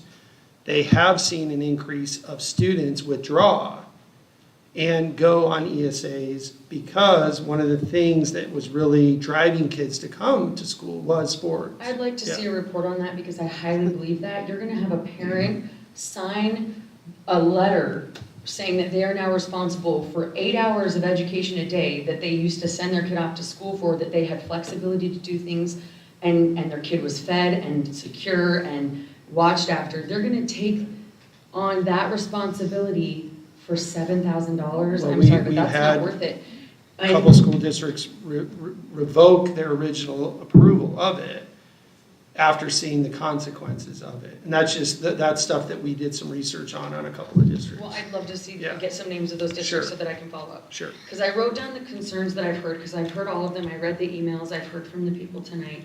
And I just feel like there's an easy answer for all of this. There's ways to make sure that the district is protected and has access to money, that instead of all of the money that we get right now gets taken from our community members, taken to the federal government, and then goes through this whole process where it's nickel and dimed all the way till it finally gets to us. So we're getting a fraction of the funding that we should be getting. And a lot of parents are withdrawing because they're seeing that the local districts don't have the connection that we used to. And so now we have a way to have money that they have access to that we do not have access to. And it can come to us without strings tied. In fact, we can tie our own strings to it, saying, you're not enrolled in other school districts. There's a behavior expectation for all of our students that they all have to follow. There's a liability waiver that all athletic students have to sign because athletics is an increased risk activity. Funding is the biggest concern. And I think that there's a big misunderstanding about the funding for ESAs. It does not come from any educational funds at all. Okay, Not $1. Okay. Yeah. Here's what, It comes okay. from general tax funds. Sure. Here's what, It was allocated to a child, not a genre, not an area, not an institution. So the only thing that we're doing by not allowing ESA homeschooled students to participate is saying no to that money that we could. okay, this is from the actual Empowerment Scholarship Account Program through the Department of Education. It says, thank you for contacting ESA. Per statute 15-802-7FG1, students enrolled in ESA are not considered a homeschool student. Students receiving ESA funds fall under the scholarship umbrella. No law states that an ESA student is forbidden to participate in a public school activity, and regarding fees and dues, that's up to the school district's discretion. ESA funds can be used for extracurricular activities, so they are not homeschool students. So that statute does not apply to them. And It says they fall under a scholarship program. That's from their own department. Exactly, but what it says is that we then have the ability to make the decision. So we're gonna deny Right. Well, I'm just homeschool clarifying what students. Dr. Rakowski asked, Yeah, so. and I just want to clarify, I'm not getting a lot of questions about the finance side of it. I'm getting the questions of that, like the response I get, and some of them have been where people have sent them to me or people have, in conversations with them, have shared their concern is that, and we heard a little bit of this tonight, is that we have students who choose Fountain Hills. And those students have the opportunity then to play athletics for that school. And their concern is students who don't go to our school playing in our sports, some of the parents have concerns. And I would also say, we have not had that conversation, but I'm sure that there's some student input on that too, about how they feel as being members of those teams. So all we're, I think, looking at tonight is this something Fountain Hills is going to do, yes or no? Okay, right? let's go back to Dr. Rakowski because we cut him off. So, Okay, go thank ahead. you. And some of the things I had wanted to talk about were kind of raised, at least somewhat. So for the academic standards, I mean, for students that are enrolled in the district, it's pretty clear. Do we have an idea of how we can assess and validate the standards of being met for homeschool students? Can I speak to that? Because I know that that's one of the concerns, and so I Right. have some answers, because I know that, again, that's what we're addressing, are the concerns, and we need to have answers for them. So in the end, when people fall under that scholarship umbrella or decide to homeschool, they take on the responsibility of the academics. And again, not that we don't want to make sure that they're learning, but we no longer are tasked with that. And that's honestly why we lose some of the funding, is because if they were tasking us with that responsibility, we would need more resources to bear that. And so in the end, to me, that's a null and void argument, because if we were to try and implement academic standards for homeschooled students, we would then incur costs. Because to the person who spoke earlier, Cindy, when you mentioned that my mommy gave me an A, that's what we would see happen if we required them to turn in grades. We would see people that just, okay, well, I have to submit something, I'll just make it up. when in homeschool, because the way I do it, right now my kids aren't really given formal grades, I make sure they know the material. And so in the end, if someone wanted me to give grades, I could, but again, is the accountability really there, or would we then have to bring them into the school to measure their academics, which then incurs costs? So I think that we are covered as far as academics go, and then when it comes to behavior, because we definitely need that to be in check, the expectation is the same. And we could probably feel that parents that are homeschooling are pretty involved in their kids' lives, and so they would have to be aware of the behavior agreement, and if they're not, if the kid violates that agreement, they're no longer Well, eligible. I'm going to share as a former coach, it's having two sets, sorry, go ahead, Dr. Paskey, go ahead. Well, I just want to say, as a former coach, I can tell you that you can't have one set of standards for some players and a different set of standards for another. Well, there wouldn't be, because But there on the would be field, with what you're proposing. but on the Let him field, finish, the please. coach is not responsible for academics. So you're saying now we need to bring it into the academic realm, which would then increase our cost. We No, are I'm not saying that you- accountable for the academics of homeschooled students. But that goes against what our athletic department stands for. The integrity of it is academics first, be a student first, an athlete second, be a teacher first, a coach second. Those are things that we teach. And so when you have that in a team, that is a hard thing to do. A discipline, the only discipline I could see that we would be able to manage is when they're here on campus or on a trip. And that would fall into what we do with every student. I don't see the discipline being an issue. But I do see the academic side, and yes, there are ways to manage and measure, and I proposed it before, is, have them take the same state assessments that all the kids take. I'd like Dr. Rakowski to finish, and Yeah, then I want to say Okay. something to Well, I her. got more Go stuff. ahead. So anyway, the thing about being null and void, but the thing is, what's the perception in the eyes of the students and the parents of enrolled students? Do they see that the non-enrolled students are being not subject to the same academic standards? And I agree, probably most homeschool students, there's motivation, and they're actually pretty good students, but that's not objective. So I think there's still a remaining concern there. And the whole idea of having a team concept are, and I don't want to say these students, but are the non-enrolled students, since they're not participating in other activities with the other students, is that going to threaten kind of team cooperation? It's a great Which is a opportunity for nebulous social thing. emotional learning. Well, yeah, okay. And inclusion, I mean, Well, hold on, he's not done. Sorry. Okay, so maybe one other kind of thing. So if we propose to do this and say $2,000, to cover the differential in cost, if we do that, is it possible to do this on a trial period? Because the other thing is, right now we have one homeschooled, one ESA student looking to do this. But what if 50 want to do this? And we can't cover the cost. It could be a problem. So is it possible, if we propose to do this, can we do it like a 1 year with a sunset, so that we would have to look at it and authorize it in a year to continue and just try it for this year? Yes, so Cave Creek actually implemented it, realized quickly it wasn't going to work, and went back.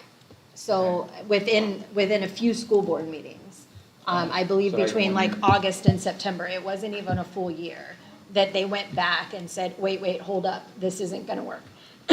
They were one of the districts that started down this path and then made a quick U-turn, so. Do we know the student that wants to do this, what sport they're interested in? I thought it was track. Track, I so thought it was would be track. spring. Right.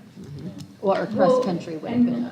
Are we able to get a copy of Cave Creek's I provided policy? you the, no, it's not, I mean, all you have to do Whatever they is, implemented, because it would be interesting to see I gave you the information. And So, of what they implemented specifically. okay, I'd like to speak now. yeah, just look up their governing board meetings, so. Go And ahead. also, I believe Payson did it, and they're the ones that ended up losing a lot of students. That's the information we got. Here's my thought, okay? If we were to allow the ESA students in sports, number one, they need to show proof of attending the same number of courses as our students in the same season as everybody else. They have to show proof of passing grades as often as our students do, because because they get checked, I believe, weekly before they can be eligible to play. I would require them to take the state testing. I don't care, the parents might say they're at grade level, well, I want proof that they're at grade level. They need to follow our code of conduct in and out of play. Our students would get first dibs if there's a team that has to cut somebody. Our students should be there first before any ESA or homeschool student takes their spot on this board. And besides that, I would say they have to pay a minimum of $2,000 because of all the costs of coaching, of busing, of participating in any of the events at all. So I am not for this at all. I just don't see it working. And I have one quick question on homeschool students. Dr. J, what fee do they pay if they do participate? If they're just a regular homeschool covered by the Arizona law, it's the same It's price. the same, $250. per that Because statute, we get- cannot charge Okay, them. that's what I wanted to make sure. And we're required to let them play. Right, if they're a Right. true homeschool Right. student. Okay. So, I did a lot of research on this. I fielded a lot of emails, some good, some, some for it, some against it. I've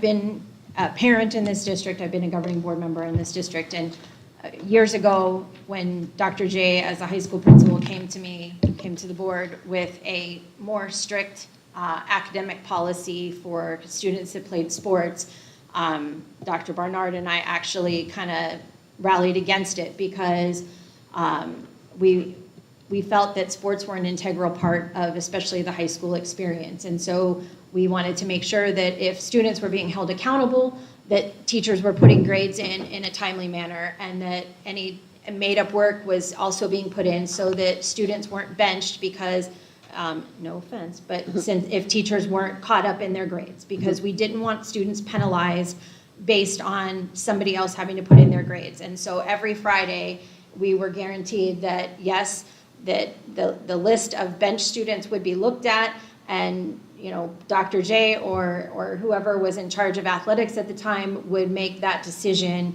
based on that student. They would look at the overall, whether, were they held sick, or, did a teacher not put in their grades, or whatever it was. And so I and the other board members approved that policy. So for me to say now that students would be able to play who don't actually attend school in our district and could play without that academic standard, I feel that I would be a hypocrite. I voted for a policy that I make FHUSD students adhere to. I rallied for them to be able to play based on their academics, and I don't feel comfortable allowing students to just walk onto a field without that same academic standard. I am always going to be protective of FHUSD and the students that go here. That's why I've served on the board. That's why I was PTO president. That's why I walked in 2005 to be a classroom mom, because I always wanted to be involved and protect our students here. I'm going to continue to do that. We offer other options if they don't want to be in our classroom. We offer an online program. There are ways for students to participate in our education system and still stay at home. So I'm going to be a no on this because I'm going to protect our FHUSD students. Go ahead. Yeah. In the end, what we're really talking about are homeschooled students, and we're talking about a family who pays taxes in this district, supports the school system that way, and just simply doesn't want to partake of the government curriculum. They're supporting our school and they want to be part of our community on sports. I don't think that it's right for us to exclude them simply because they applied for a scholarship that we didn't have access to. Those are funds, again, allocated for Jake's education, whether he's at Fountain Hills, whether he's at Scottsdale, wherever he's at, that money is for his education. So now his family, who has taken the stewardship of the academics part, in the end, we have fail-safes so that our teachers aren't required to make sure that each student is where they need to be. We have those fail-safes in place so that they're not having to check each child. That child is getting checked, trust me. They are meeting standards, even if it's not state-identified standards with state standardized testing. And so I think that I think that we're finding issues here when we could be finding solutions and building a bridge with the community where there's actually a large amount of students here that are already part of ESAs. That means they're not in our district. We could have a community and a relationship. We could practice inclusion here and show that we care about the education of all Fountain Hills students, even if they're not getting their curriculum from us. They're welcome as part of the community. We'd love their family to come to the games and support the whole team, which is exactly what would happen here. And again, it would be income that wouldn't have strings tied to it. We'd be able to tie our own strings. And I think that it would be smart to put in a stipulation, and I disagree with the 2,000. I think that we should charge 50% above what we charge the regular homeschooled students and our regular students. But we should absolutely put in a stipulation that if they're found to be enrolled anywhere else, including online, that they're accountable for the full 3,000 that was quoted for academics or athletics. So I think that there's ways to protect ourselves and to make sure that we're not. And one other thing, do we have enough students for a middle school soccer team, or are we still facing not having a team because we don't have enough people? I don't know. No one's come to me about not having enough players for a sports team. There were not enough. Yeah, we were at a Facebook. meeting. They said there were not enough students to have a soccer team. Yeah, and so I think we're a unique district. We're not Payson, we're not Cave Creek. I think we're a unique district where, again, if we have those stipulations in there, it's gonna be really unlikely that a family pulls their kid from the district to have access to 7,000 and then turn around and pay us $750 or whatever it's gonna be for a sport. You know, I think that we'd be pretty safe here, and I think that we'd have a really good response from our community, because I've already had emails from people saying their micro school closed, they're watching what we do with these ESAs because they're already part of that program. They'd love to come and build a relationship here. I think that we could get people interested in the EVIT program that we offer through here if they're not a traditional student. That's very attractive, and we offer that, and then they would be enrolled, or at least somewhat enrolled with us. I think that there's ways to build a bridge here. I think if they want to be part of our school has the academics that we're very proud of, sports and everything else that goes with it. I think it's time to make a motion. Well, then I would like to make a motion that we accept ESA funds with the option to charge the scholarship students 50% above what we charge our students now. I have a motion to approve the ESA students in sports at a higher reduced, or a higher fee. Do I have a second? Can I ask a question? Sure. So what dollar amount are you talking about then? I think that there's different dollar amounts for different sports. I think for right now, it's all the same 500, all so the then it same. would be 750. No, We it's charge 200. 250. Oh, we charge 200 for a high school sport, right? Or is it, I think it's 250. Yeah. I don't, 200, Dr. Barber 200. knows. Yeah, it's 200. 200. We charge 200 for a high school sport. So you're proposing then 300. Just a 50% above what? Would you be agreeable to a friendly amendment to boost that number up? Yeah, I think that accepting it with some kind of stipulation, like we need to have the other stipulations in there too, probably. Right. But I'm thinking with our current financial situation, I mean, $2,000 seems to me, it sounds like a lot of money, but it seems to cover potential financial outlays.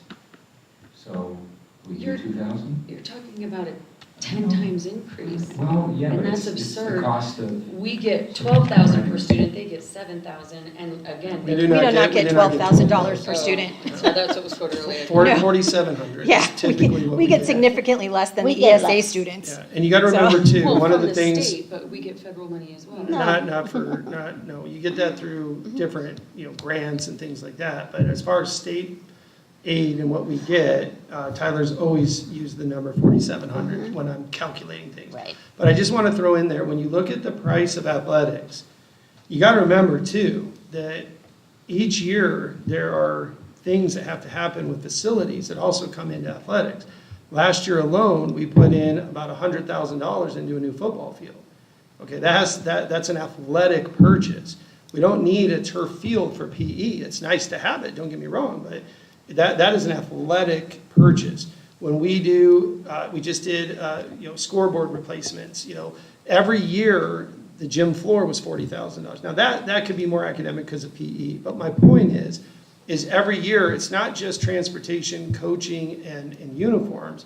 It's also upkeep to the buildings and upkeep to those facilities, because you cannot have kids playing in unsafe environments. And so a similar smaller district had shared that they calculated everything out, did a full study, it was about around $2,000, okay?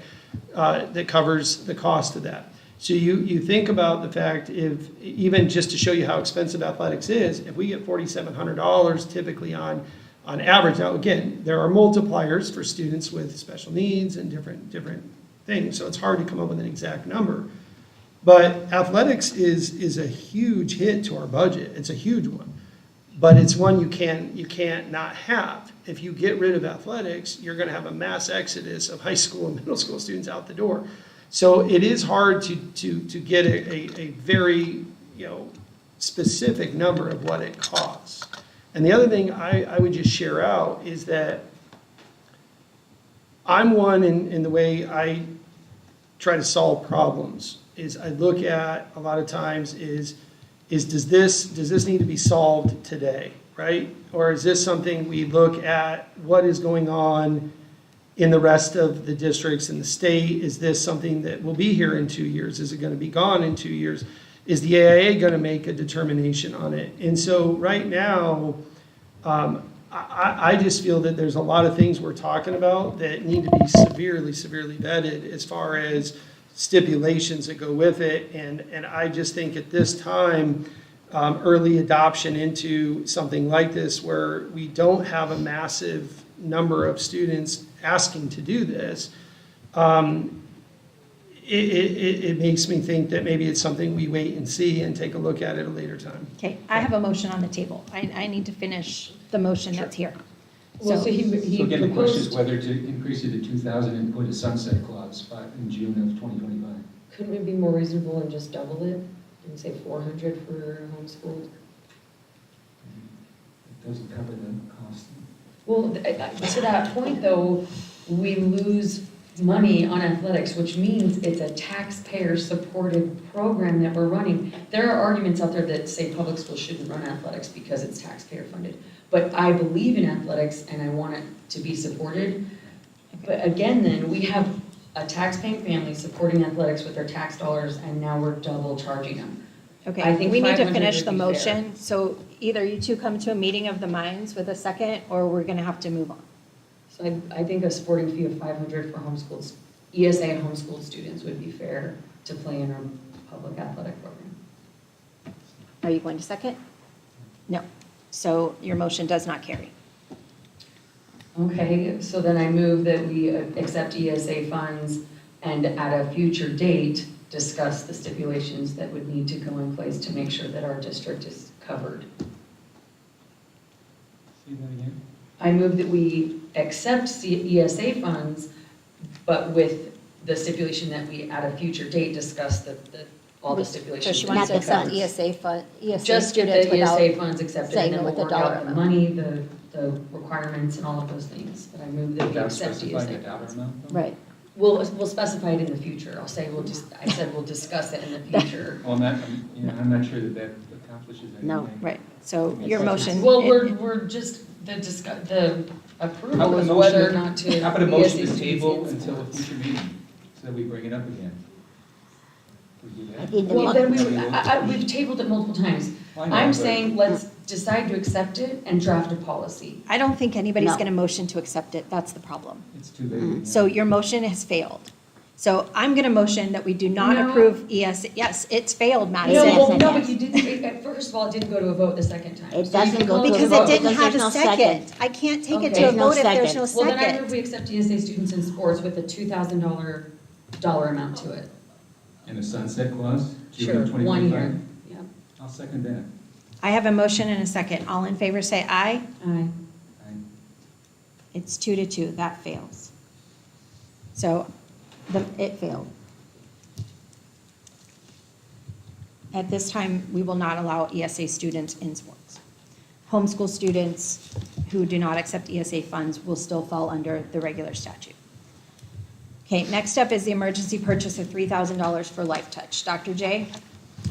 Yeah, Madam President, members of the board, and guests, we had to do a emergency purchase of $3,000 to Life Touch. We had a very, very difficult time getting anyone to come out and take ID pictures for our high school students and middle school students. And we were dropped by our previous company. And a lot of what we found in this conversation is we're so small of a district that a lot of companies don't want to come out and take our pictures. That's the bottom line. And they do not make enough money off of our district to justify the staffing and the IDs and all of that. So we looked at every possible option, and we used to be a partner with Life Touch. We dropped them years ago.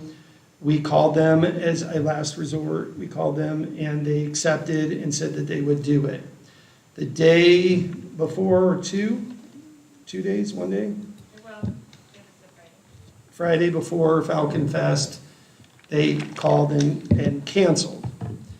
But I got in touch with the Life Touch manager at a later date, and he also verified that they were going to cancel at the last minute and our kids would not have any IDs.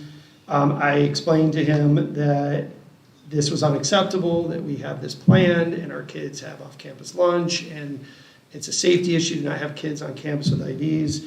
And at the last minute, they reconsidered, and at that time, we had to go ahead and make that purchase to get our kids their ID cards for the first day of school.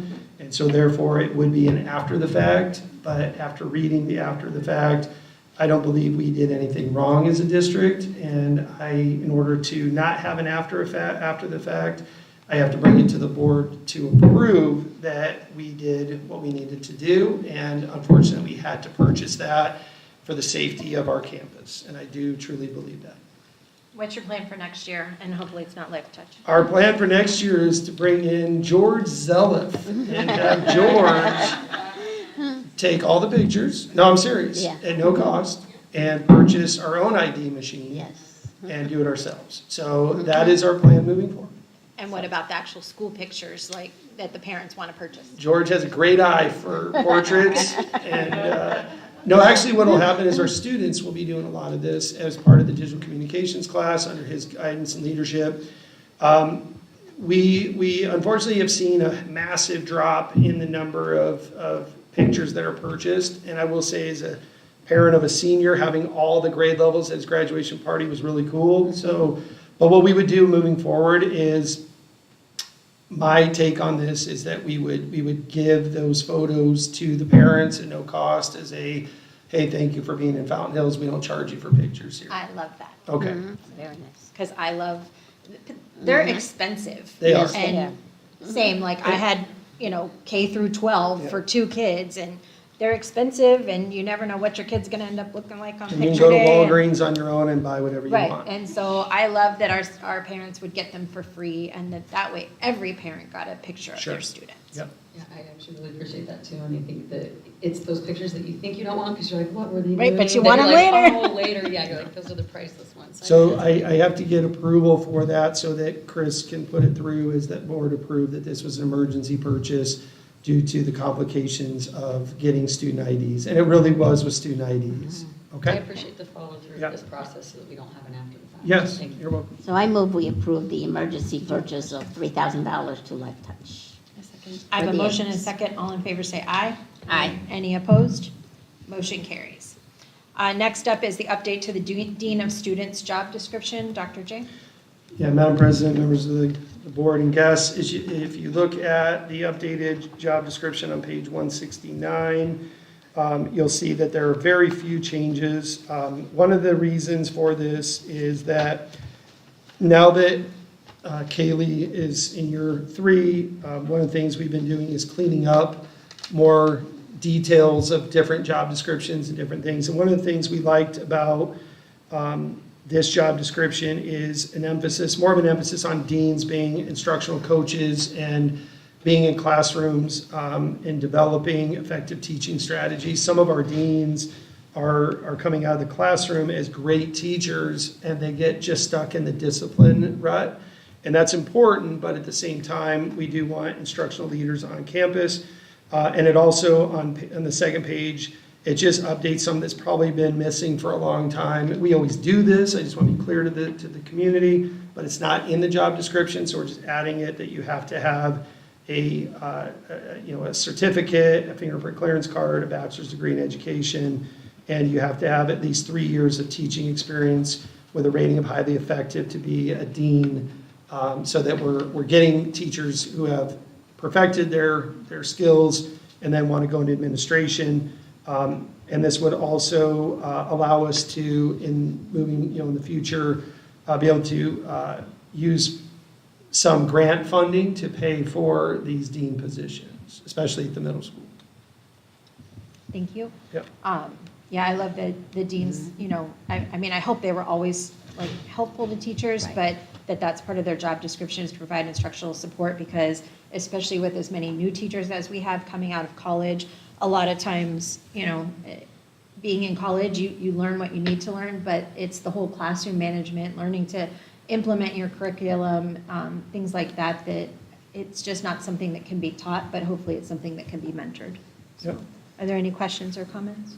I just also wanted to comment that I appreciate the creativity to help get this partially grant funded. And then I too appreciate that we added a little bit of a positive side to it. I think we have excellent deans. I will say all of them have both components, right? They have the expectation and the strictness needed to make sure you don't run in the hallway, but at the same time, they just radiate positivity and good energy. So Yep, I agree. about those people. I move we approve the update to the job description for Dean of Students. I have a motion and a second. All in favor say aye. Aye. Any opposed? Motion carries 4-0. Okay, that concludes our action items. Next up is the information Can discussion. I ask one question? Sure. The other one, the job description update, it did note that there was no pay change. Is there a pay change with this one that we just? No. Okay. No. Just making sure. Thank you. Okay. We're to our next batch of policy advisories, policy 744 to 747. Policy 744, 745, and 746 are regarding the curriculum development, adoption, and textbook supplemental materials. It basically goes over that, that the committees are subject to the open meeting law. That it clarified that. It took out board authorized because it doesn't need the word board. It still falls under the open meeting law requirement of ARS 15721F or 15722B. And so I guess there were districts that were trying to get around the open meeting law by not, since they were saying it wasn't board authorized, therefore they didn't have to abide by that, but they do have to abide by that. So that's pretty much what the what the policy change is. Are there questions on those policies? Okay, hearing none. The next three, policy 747 is a policy regulation and exhibit regarding medicines and administering medicines to students and students with an Arizona seizure action plan.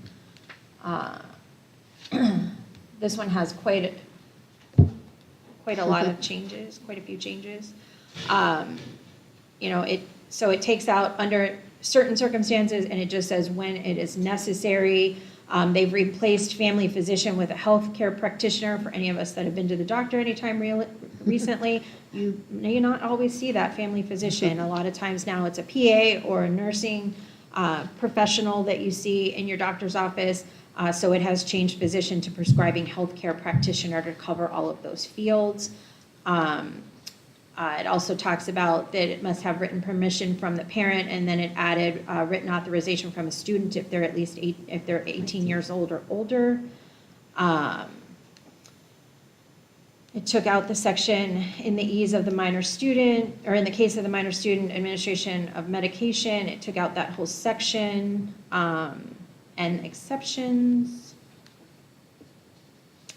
It talks about handheld inhalers, that students may possess and self-administer prescription medication for breathing disorders if it's prescribed by a healthcare professional, and that the student's name must be on the prescription label, and there must be written documentation from the student's parent, must be provided to the health office. Dr. J, do you know why "or guardian" was Yeah. taken out? Because not everybody, I was surprised at that too. I do not know that, and Yeah. and that is- as a board, we certainly can change this, because I think it needs to say "or guardian." I think so too. I was shocked at We, that one. you know, we have a lot of students that, and I'm sure they do in other districts, that are not being raised by their parent. They're being raised by a guardian, so, that would be my recommendation, is that the board puts "or guardian" as part of this policy. I don't like that they took that out.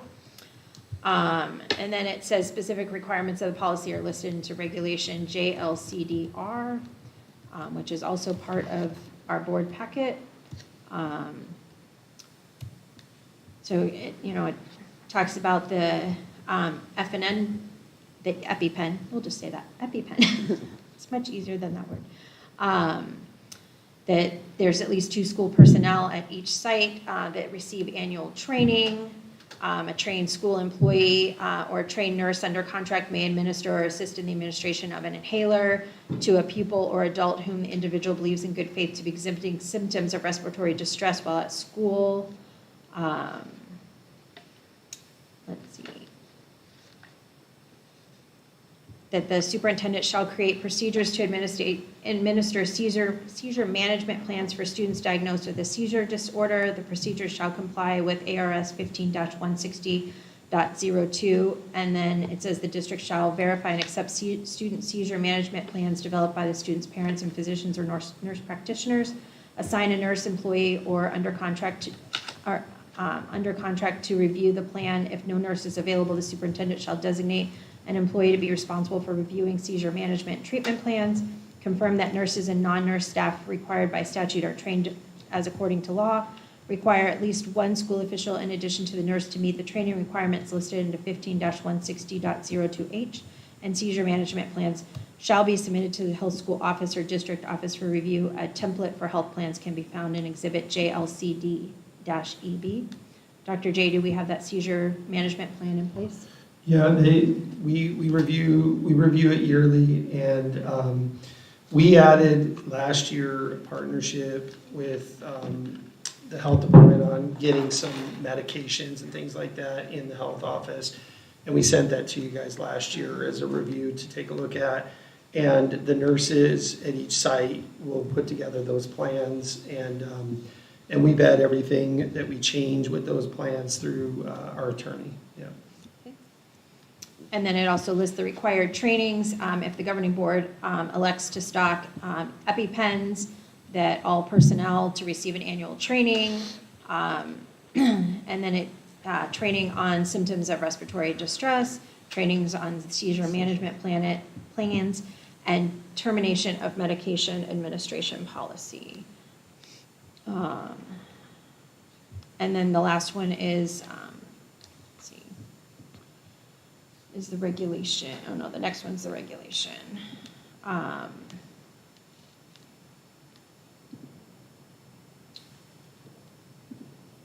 So the regulation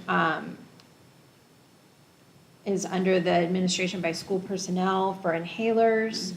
And it lists everything that, that school personnel are required to do. Same with the seizure management plans, and then the individuals that must be trained. And then there is an exhibit that is the Arizona Seizure Action Plan. So are there questions or comments? Yeah, I have a comment. Go ahead. So going back to the first part of it, it says prescribing healthcare practitioner. I think it is correct that the state of Arizona defines that to include physicians, nurse practitioners, chiropractors, optometrists, pharmacists, and all that. So they don't all have the prescribing authority, but for instance, an optometrist can make prescriptions. They are a healthcare practitioner under Arizona law. Do we want them potentially prescribing asthma inhalers? I wouldn't. So I think that change from physician is not exactly, there's a potential problem there. But shouldn't we leave that up to the parent? I mean, isn't that Well- between them and their chiropractor as to whether they choose to? I think in the end, the policy is just for a liability and protection, so it's probably exactly that we hope that the parent vets whoever they're Yeah. getting their child prescribed medication. Well, if we're legally exempt from, yeah, I don't know, I just don't like It's it. I know, I mean, I get it, you wouldn't let your chiropractor Well, right, prescribe. and the but- thing is, a lot of people don't realize how healthcare practitioner is defined. Right, right. It is very broad, Right, very broad. but again, that's between the parent Okay. and, so, I don't think it's the school district's job to tell a parent, we're not gonna give your child the inhaler because it came from a chiropractor. Would we be possible to get a legal opinion on Yeah. our liability Yes, on that? for sure. wording? Yeah, Okay. Krista can send that to Dave and see what we get back. Make sure we're not liable for allowing anybody who has prescribing authority to prescribe things beyond their expertise. Got it. So you'd like a liability on the, opinion on the wording of, Yeah, whether prescribing healthcare practitioner is too broad. okay, And physician may be too narrow, because nurse practitioner is fine, you know, but we could list them out, so. well, I would say, physician or healthcare practitioner, but again, if it's eye drops, again, an optometrist would be appropriate. I mean, Right, there's so many things, but We'll get you some Yeah, feedback before we make sure go. we're not Yep. liable for stuff like this. Thanks. And Jill, I think it goes without saying, but some of the new stuff that they've added in here, they only have parent. You want me to add guardian? Yes. We do. Okay. Wherever it says parent, Parent. it should always say guardian. Not everybody Legal has a guardian. parent. Yes. Legal Legal guardian. guardian? I like Yeah. legal guardian. Legal Yeah, guardian. legal yes. guardian. You got it.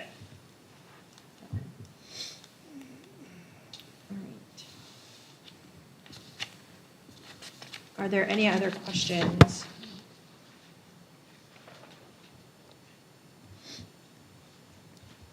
Regarding this?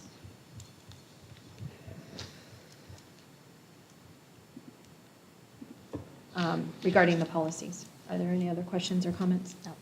Okay. We will get that legal advice for you, Dr. Rakowski, that will be sent to the whole board. If anyone has any questions or comments regarding any of the policies, again, please let us know. Otherwise, they will come back again as a batch, because next time you'll have a new batch to go through an information discussion. Okay, next up is the reclassification of a position. Dr. J? Yeah, Madam President, members of the board and guests, this is regarding the Director of SPED. As we presented last year in our plan, our organizational chart, that Leah would no longer be overseeing the early education and preschool.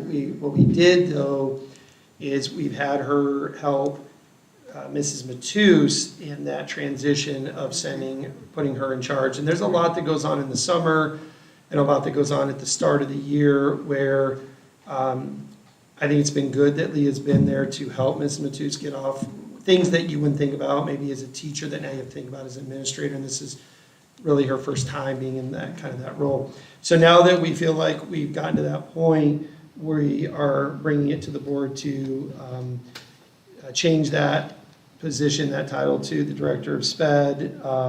And what we are presenting to you is additional duties to retain the salary of Ms. Gleason, okay? And so what we're proposing is that she oversee gifted education, which is something Chris Alexander did, and to oversee McKinney-Vento, homeless education liaison, and then also, this is a big one, EL district test administrator, K-12 placement, Azella testing. So if you recall, in the past, we had a teacher in that position, and we no longer have that position as part of our cuts, but we still have to do all that testing and make sure that those students are being serviced. So she would oversee that, and then what we've done is we've had teachers at each site that would take on 6-FIS contracts to teach those children and make sure that the educational side is being done, and she would oversee it. And overall, that is still a savings to the district of what that teaching position with benefits was compared to She received to oversee the preschool, she received a $10,000 stipend when we made that position.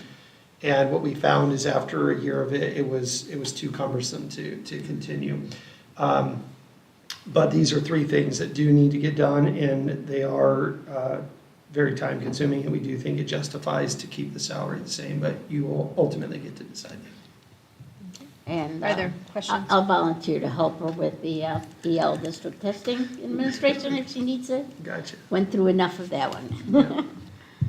Are there any other questions or comments? So if I understand correctly, we removed some responsibilities, but we want to keep her at where she's. We're replacing the responsibilities that we did give her a stipend for, Okay. which was a very small stipend for what she did last year, $10,000 to run the whole preschool. But now that it's licensed, it's got a 4.8 rating out of 5, and it's almost at capacity, and Denise is doing great work to keep it where it needs to be. We would like to push these responsibilities into the director of SPED to oversee, and then keep that salary where it's been the last 2 years, or year, I guess would be the last year.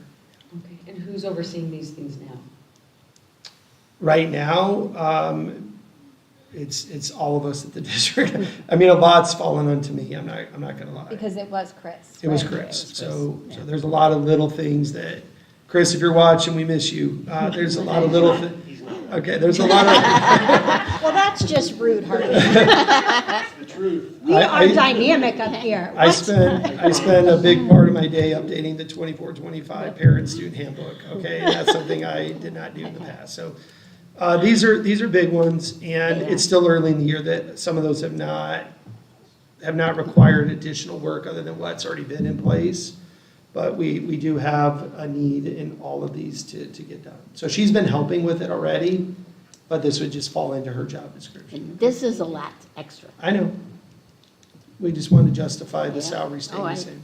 Okay. Absolutely. Would it still be paid as a stipend, or would her salary be changed? We changed her salary is what we did we bumped it 10,000 last year to oversee the preschool. So we changed her title to Director of SPED and Early Childhood Director. So now she's just, it's now Director of Student Services is her new, it's her new title. That's what Chris's title was, right? His was Executive Director of Student Services, this is a Director, so it's a different pay scale.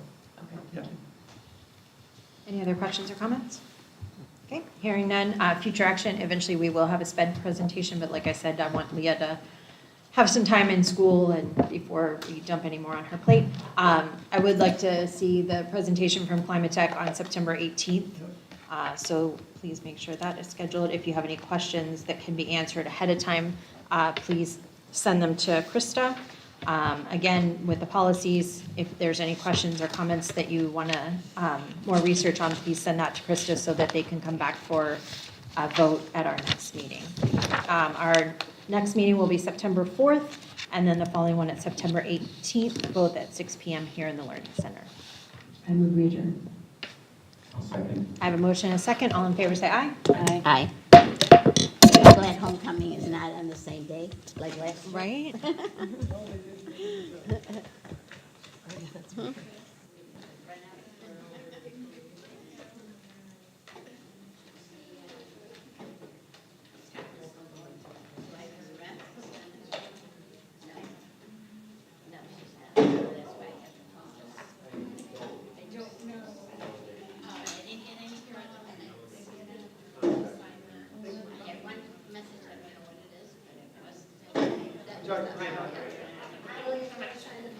Yes.